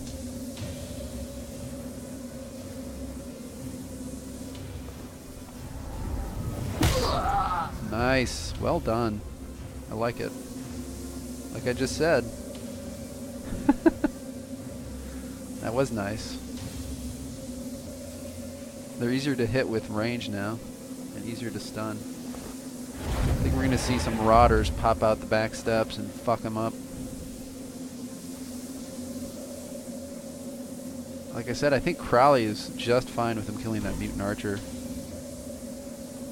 The Marauders are going to pump out 60 damage a pop. 50 to 60.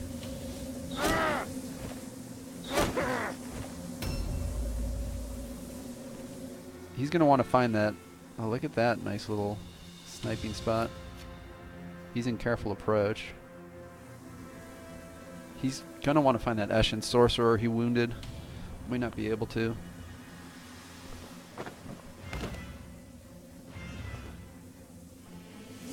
Dude, this map is wide open. You can see all kinds of shit.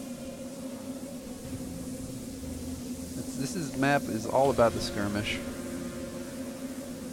I don't think Aenur has a single unit in ambush.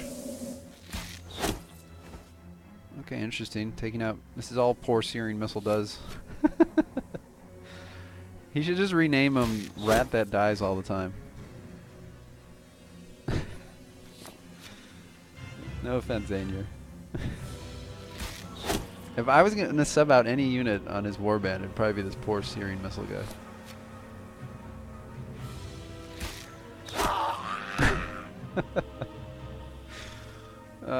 I just trounced him with Pickle in our PvP.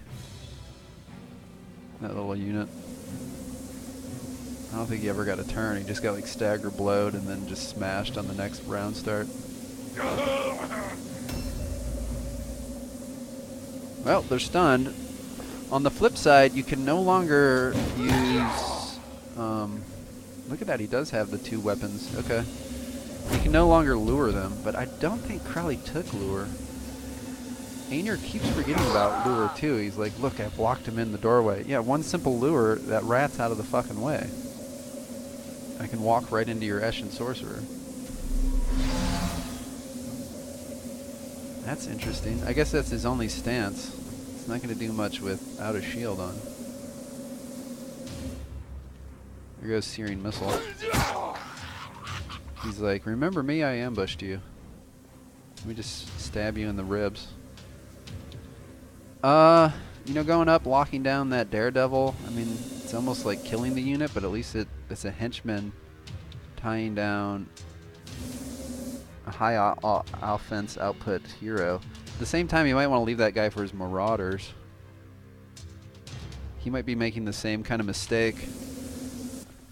You want to leave a target open to shoot and or get your high damage units on. You don't want to tie down everyone every time.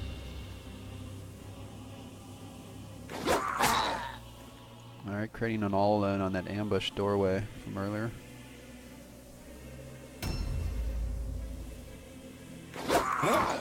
Wow, bad luck. Well, not actually. 65. I mean, what are you doing with that? See, this speared and shield combination is... You just took 30 damage to do 20 again. Actually, to miss. The odds... Sure, I agree with that. The longer Brother Francis ties that unit up, the better. He's got to be switching again, yeah. Beat the fuck out of the stunned one. The Marauders are just going to come in and finish the job. But they're going to have to step in the poison, if you remember. So the poison's going to be the gift that keeps giving here. I think it was definitely worth throwing a poison cloud because it lasts a couple turns.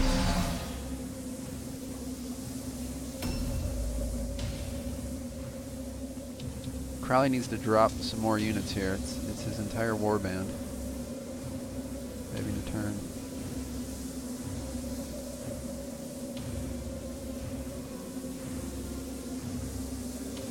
Problem with Aenur, I think he readily admits this. Once he loses these warp guards, he is really low on melee.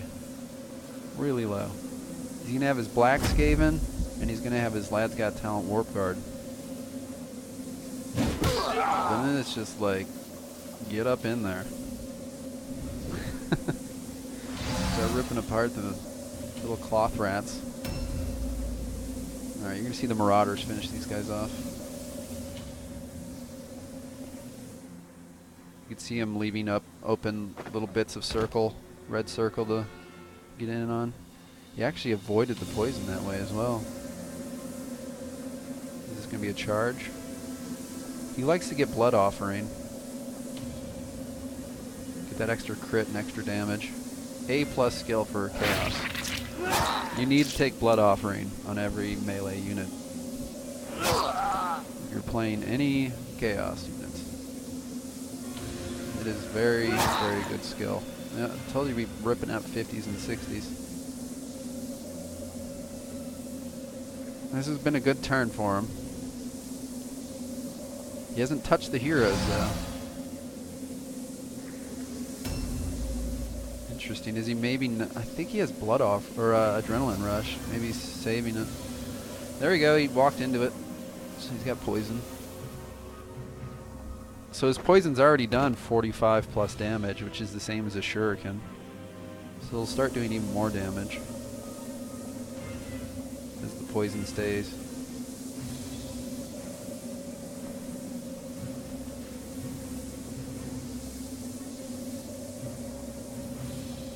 Now, did he two? I think he did 2 weapons of destruction. I think they both had. No, I don't see it on his hand. I don't know if he miscast. I thought I saw him cast 2 weapons of destruction. So this one won't be hitting as hard. Yeah, 42 on a charge is not as much. You can really see the power of Blood Offering and weapons of destruction. His charge didn't do even as much as the other guy's normal attacks.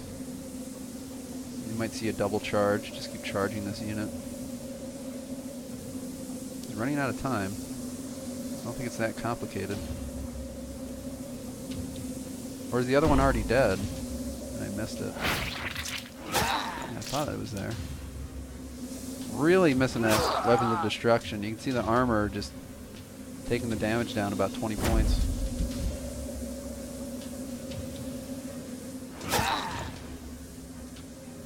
Well, his marauders are exposed. There's that. And look how clumped they are. One more fucking poison globe right there. He's gonna have to leverage his daredevils. Or a daredevil? The warp guard. He is quickly running out of melee warp guards and just henchmen in general. Is this a fresh unit? No, I didn't think it was either. Looked like he ran out of time. He's creating a wall, I guess, trying to prevent him getting to his Magister or his mutants. Wouldn't it be a terrible idea to adrenaline rush and go into an ambush? If that's what you're trying to do. Pretty sure this guy has an adrenaline rush he can take.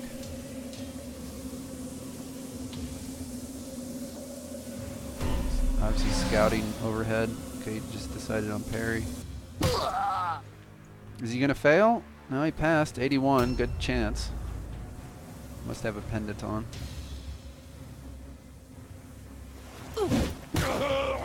He definitely does not have an amulet.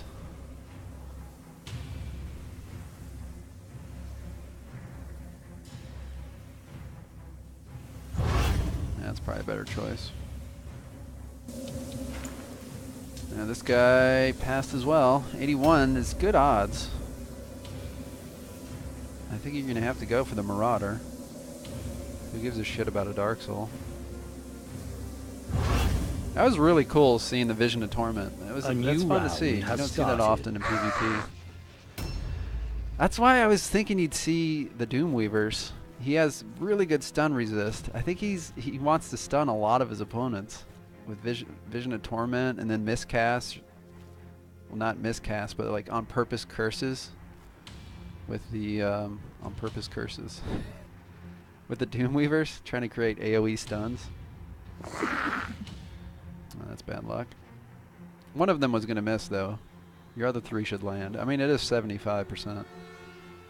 You're attacking 4 times. Statistically, one should miss. What is he going to do here? He's got to take out the Marauders. He's got to have any chance. Okay, now it's bad luck. Now it's officially bad luck.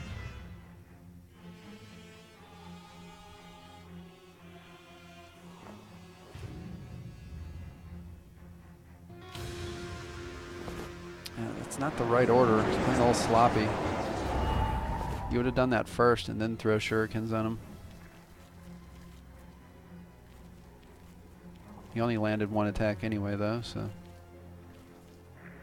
Interesting choice. He maybe didn't realize there's an alleyway. I think he meant to go in that building. Now it's too late. There we go. He's probably going to turn right.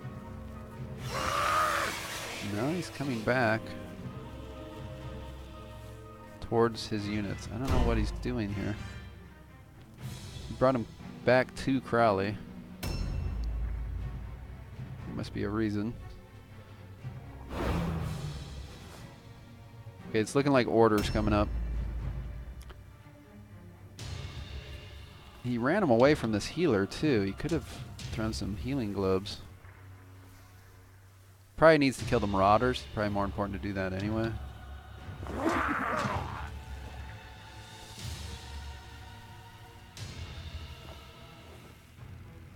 That was a peculiar landing spot for the Eshin Sorcerer. He used exhaustion to bring him closer to your opponent. That has a mutant archer standing inside there. 2 shots, 1 shot, might just be dead, considering he has exhaustion. Another delay. Is this guy Daredevil, or is he just the tanky one? I think this is the melee resist one. Probably gonna jump down from the catwalk. Yeah. And you got to have a hero doing damage, so he's got to kill somebody with this guy.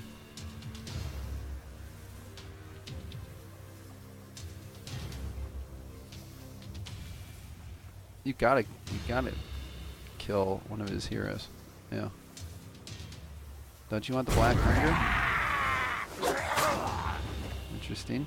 You got through the parry. The Black Hunger would have helped even further. Black Parry Strong Blow would have been pretty much a guarantee through the parry. Plus he'd be doing more damage. He must be really, really concerned about his HP, even though it's full health. I guess he's expecting to see a lot of action on Swift Sharp Parry. That's just not enough damage. Like, you can't have a hero using a spear nowadays. I mean, henchmen do that much damage.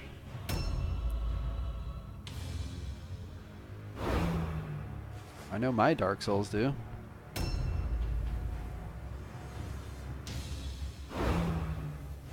Again, I'm sorry about the video quality. I have zero control over that.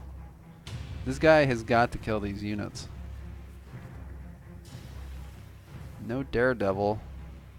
Is it coming up? He's checking the dodge most likely. And should be able to get through it with Black Hunger. I didn't see the number exactly. 55. It's probably worth doing, yeah. He's gonna be ambushing or charging the Marauder. Good numbers right there. That's just, yeah. I'm sorry, Aenur. That's just rough. That's rough. He had a 10% fail chance and he got it. And he got him on the next. Yeah, you want to get him on that guy for sure. Or the leader. Oh, that's really going to hurt him. He wanted to be, he would be attacking this mutant archer if he hadn't failed. I think he's already pretty much half dead too. So he would have been maybe killing him with the orders especially, and then getting on the Magister. But that was his hole in the card in the hole, blah blah blah, was that warp guard. That's who he'd been saving. And we are well and underway now. No one's protecting doorways anymore. Every unit's on their own. Yeah, I didn't think he had red pills left. Interesting choice. This damage, though, that's not enough. Warp guards need halberds.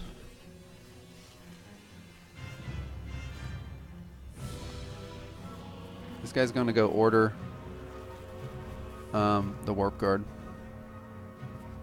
He has to be. He's looking for the angle here. It's faster with the space bar. There you go. Next box, yeah, that one. There you go.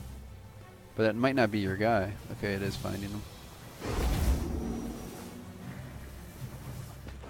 See, that would have been the damage that he missed. So now this would be the order.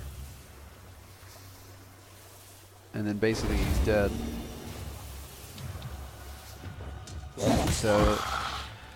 That miss hurt. He still was able to kill both. He's going to have to get that guy on the Magister now and probably order one more time.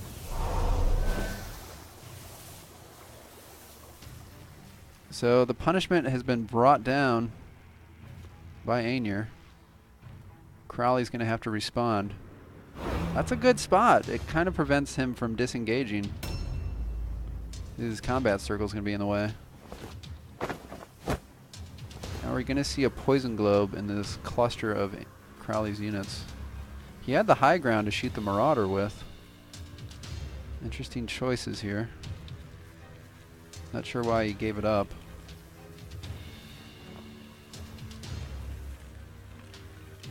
He's after something. The Magister? Well, he got that first 56.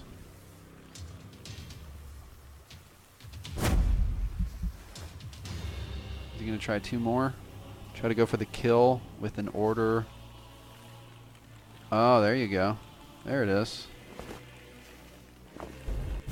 Now we know. You want to get him with the Strangling Globe. That should kind of lock it up, honestly. Crowley's running out of units. He only has his Marauder. That was a good, strong turn for Aenur. He still has a Daredevil coming, and it's going to put him in an all-alone as well. I believe his Magister goes first. Oh no, he's dropped them. He switched. He starts with the spear, and then he switches to a staff. Just shuffling the turn order on purpose. That's a big hit. So we got those to land. Oh wow, he's coming in with another one. His Mastery Adrenaline Rush. Just got it off. Will it be enough? Wow. So I really didn't need the Strangling Globe, but you never know. You could have had a 95 roll. That really hurt for Crowley. Yeah, that was a turn. That was a turn. Just crippled him. What did he get? His leader and 3 heroes? Or 2 heroes? Should about wrap it up. It's going to be hard to pull it back at this point. He just doesn't have the firepower anymore. He can get that sorcerer that's waiting to die outside and try to lock down some of his units, but he's going to have to kill the devil or whatever. What do you call the devil? That Warp Guard Daredevil unit. It's going to be hard to do though, especially without attracting lures. Once you tie down a Dark Soul, you've tied down a Dark Soul. The Marauder's not going to be able to get off his Black Skaven either. I think he just found the Sorcerer. So that's the end of Hail. Pulling it back a little bit. See, that's good damage. That's what henchmen need to be doing. That's 122 damage.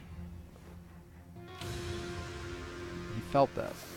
I think his Black Skaven did 120 total. This is a pretty wounded Warp Guard from what I remember. He should be able to kill it. I think he... Did he have Web of Steel? It's kind of a shame. You almost want to delay there and let your parry bypass Marauder slice him up a bit. I don't know if it uses up Web of Steels or not, honestly. It's something someone from the gallery would have to let me know. But if he uses that parry bypass slicer, I would think it would strip off the Web of Steels because you're attacking the unit. I'm not sure though. Not sure. Don't quote me on it. It would be nice if it did. It's worth trying if I'm him. Or conversely, you just kill the unit. And then that Dark Soul didn't waste his 2 attacks getting parried.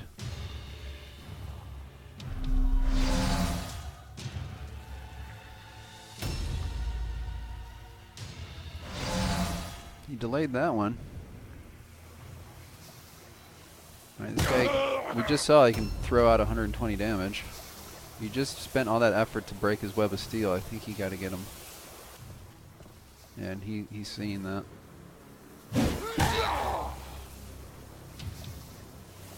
Oh, you know what? His Marauder might not even be in with that other one. I don't know if he's engaged with both or just the Black Skaven.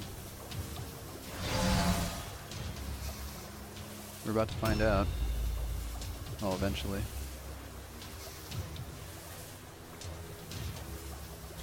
So Aenur did a good job of focusing Crowley's heroes. I think Crowley has all of his Dark Souls, but none of his leadership team. And you could say the opposite. He's been focusing on his henchmen, while Aenur has all of his heroes.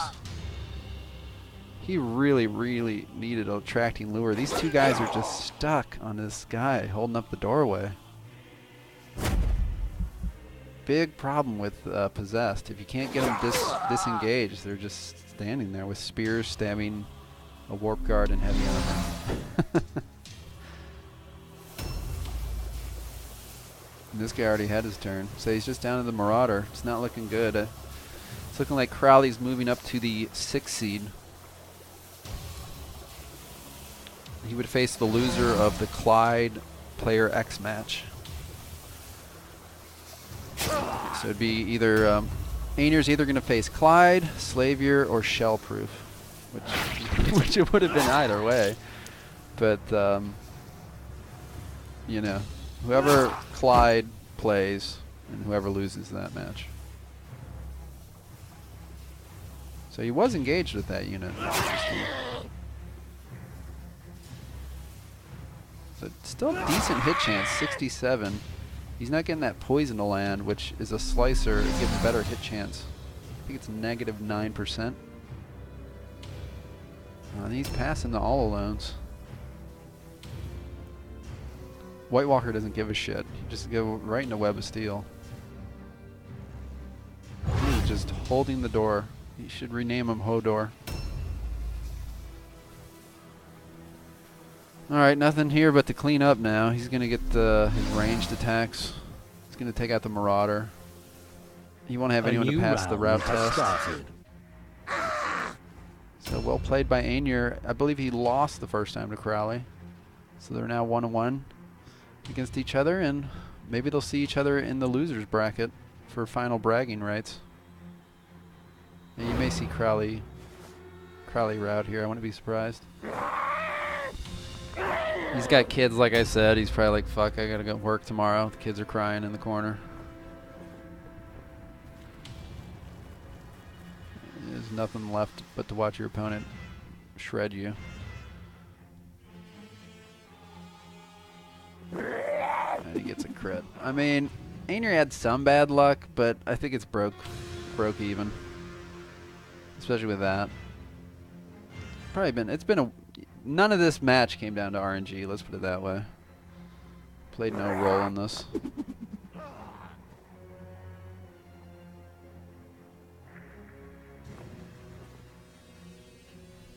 It's hard to deconstruct where things went wrong for Crowley. I mean, obviously that turn happened. How could he have prevented that better? There's a point where I think he could have walked up there with the Dark Soul and locked up that warp guard that he didn't. He was standing down in the bottom, thought about it, didn't do it.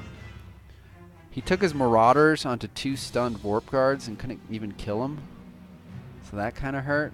Like, if you're not killing 2 stunned warp guards, heroes attacking henchmen, you're probably not going to win the battle.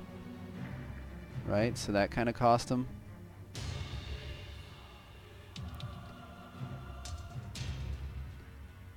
He lost his Mutant Archer while not killing the Eshin Sorcerer. If his Mutant Archer had found him earlier, he would have been dead, but he wasted a whole turn of the Mutant Archer while the other one almost had him killed on his own. Yeah, that was... I don't know what happens when your turn ends in someone's circle. I assume it just kicks him to the outside. I don't know what Aenur was waiting for. Just throw the fucking globe. Or just kill him, yeah. Just kill him this way. Do Black Hunger, parry bypass, strong blow. That's what you get for not taking Black Hunger. The game's mad at you. I don't know why he's saving his HP. The dude has Black Hunger Mastery, which also gives parry bypass. Aenur?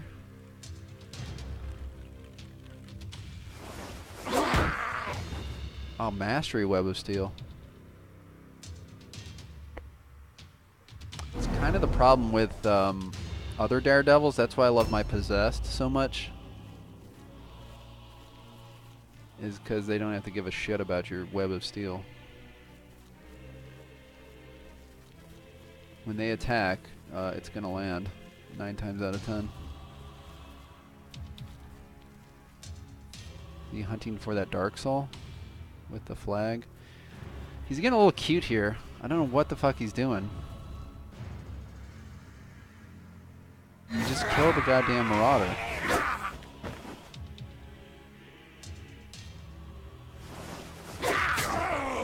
Use Black Hunger and 3 strong blows. He would have had an 18% or 28% maybe parry chance on all 3 of the attacks. So, I mean, that's Aenur's mistake. I don't know what he was thinking. In a close match, I mean, maybe he's getting sloppy because it's over, but in a close match, those things matter. I mean, he's like, oh, I got Rampage Devil. I can be sloppy. Yeah, but you never know. You never know. Guarantee you this one uses Black Hunger. I mean, what are you saving the Black Skaven for? Christmas? Again, it's over, but it's the little things. You want to get into good practice. If he just takes down that one Dark Soul with the flag, it's over. He's 727, so he's going to have to kill two Dark Souls or the one with the flag. So if he wants to win, he should just go for the one with the flag. Again, it's the little things. His morale's not 100%. I mean, why did he just Daredevil again? Wasn't he in Daredevil? Maybe he wasn't. I don't know. Maybe he wasn't. He did a charge. Black Hunger. Maybe it wasn't Daredevil. Okay. Well, this Dark Soul is going to go down to order. And he's going to have to kill one more, and that's it. I mean, some weird shit can happen. Like, yeah. Like I said, these Dark Souls hit hard. I really, really, really think it's a mistake not having Attracting Lure in Dark Souls. Is that a crit? No, it just staggered a little.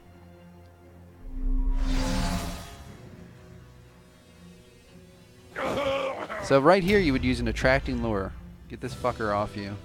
Bring him around the corner and kill off that Warp Guard. That's got Talent Guy. Plus you bypass the dodge. Like, sidestep's irrelevant when you have Attracting Lure. The guy is like, fuck it, and runs after the little beetle, whatever the fuck it is.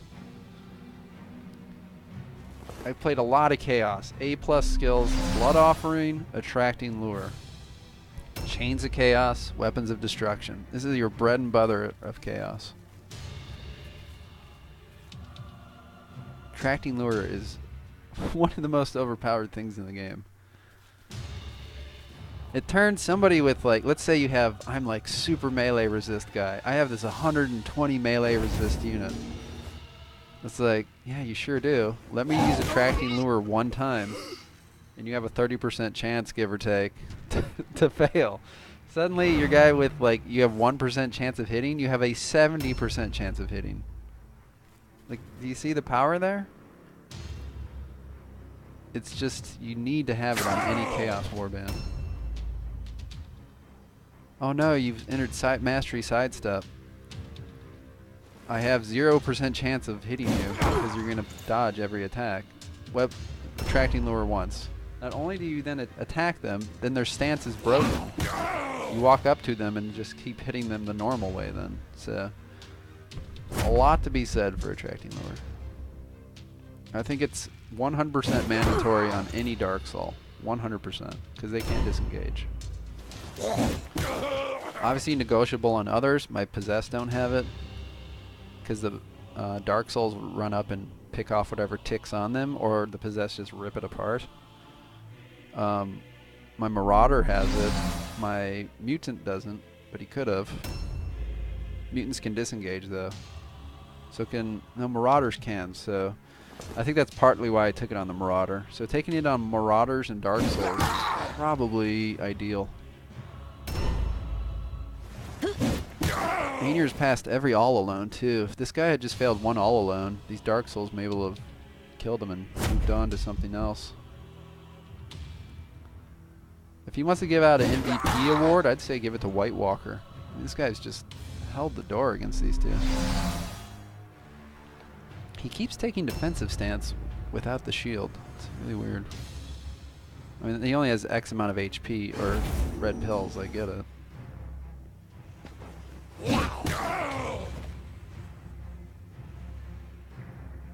Was he talking about my lure? I think I just saw it there.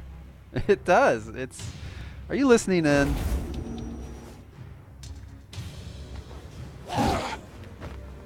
Yeah, maybe he's listening or just seeing it too. I mean, if he's not, I'm obviously not the only one seeing this. Lure is just so strong. It's just so strong. And if any of you guys are watching and like Chaos Warbands, fucking take Lure, especially on Dark Souls. So what's funny is it's not over yet. Though I think Aenur goes kind of again. He's been delaying, making it look like Crowley's going to have another turn, but I think it's going to be Aenur again.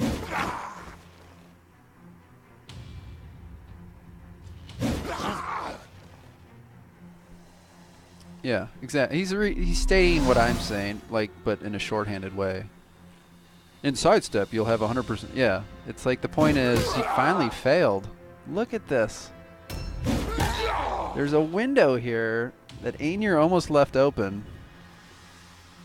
Yeah, you've had about 4 of them, so that's about the odds one would fail. Look at this guy just la la la la la. Up the steps, down the steps. Now, didn't Aenur's Eshin Sorcerer have the flag? The one that died? So A new round has started. but like I said, it looked like it would be Crowley's turn again, but he's got all these guys coming right up, so it's pretty much over. See, that's what's funny, right, Crowley? If you had just had Attracting Lure, that would have been three turns ago. Those 2 Dark Souls would have been freed up many turns ago, and they would have been tying down the Eshin Sorcerer or Poison Wind Globadier or whatever the fuck they want. So.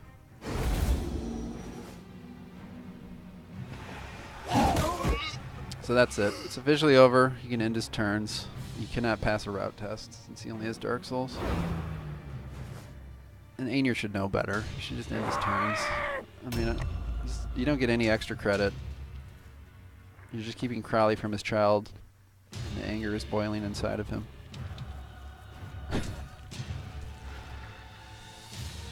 Oh, come on, man. Just end your turn. Be a sport. This is shameful. Just like in soccer. Come on, Manchester United. You don't have to beat up the fucking small team from Bodunk English Village. We get it. You have way more money than them. Good on you, Barcelona. So much skill. Wow. Anyway. Like, honestly, it's kind of, I need to message the man. Like, I can't watch this. It's painful for me. It's mean. It's just really mean to Crowley. Crowley's being a sport by not quitting.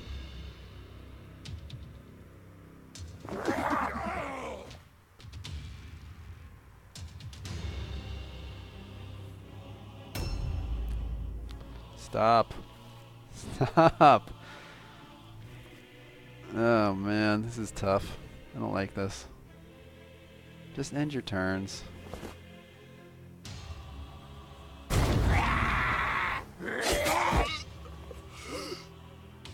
Switching to some claws. Wants to show off some things for the people back home. So this guy isn't totally fucking useless. Why would you show us that right at the end? Your little secret. Maybe you got my message. Thank you. Thank you. Just let it end. You killed him. You got him. All right, guys. So Aenur has moved on. Since I am streaming through my desktop, I can just finish it with that 2-hour match. Rampage Devil, no surprise there. Is Mutant Archer. He probably had a lot of units around 400. Ultimately 8-4. So when it ended, it was 7-4. I mean, I talked a bit about it, but the key was, I think he even mentioned it, that one turn, killing off the heroes versus him just taking off henchmen. But let's update this a little bit. We can go over Yes! Brilliant, to clever Mordheim, Filch City of the leads Damned. Warband to victory! Kill, crush all enemy! You guys can all see my Steel favorite snatch much websites. wordstone! Murder Lord will be happy, please. Aenur wins, Crowley loses. It's probably better off to go to here, actually. I guess Slavier already stomped on Shellproof. Was that going on while we were doing this?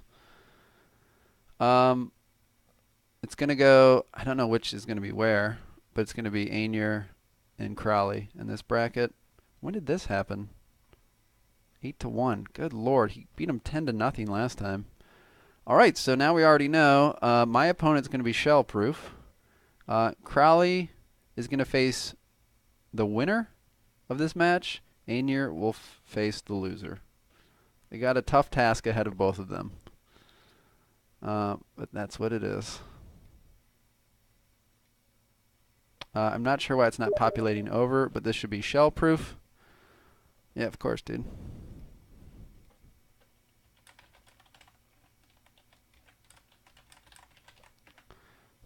He's telling me we're going to do the BBL 3 eventually, guys, just so you know. Yeah, no problem. Hopefully you enjoy my cruel commentary. It's good to be kind. Yeah, I know. We'll get you, man.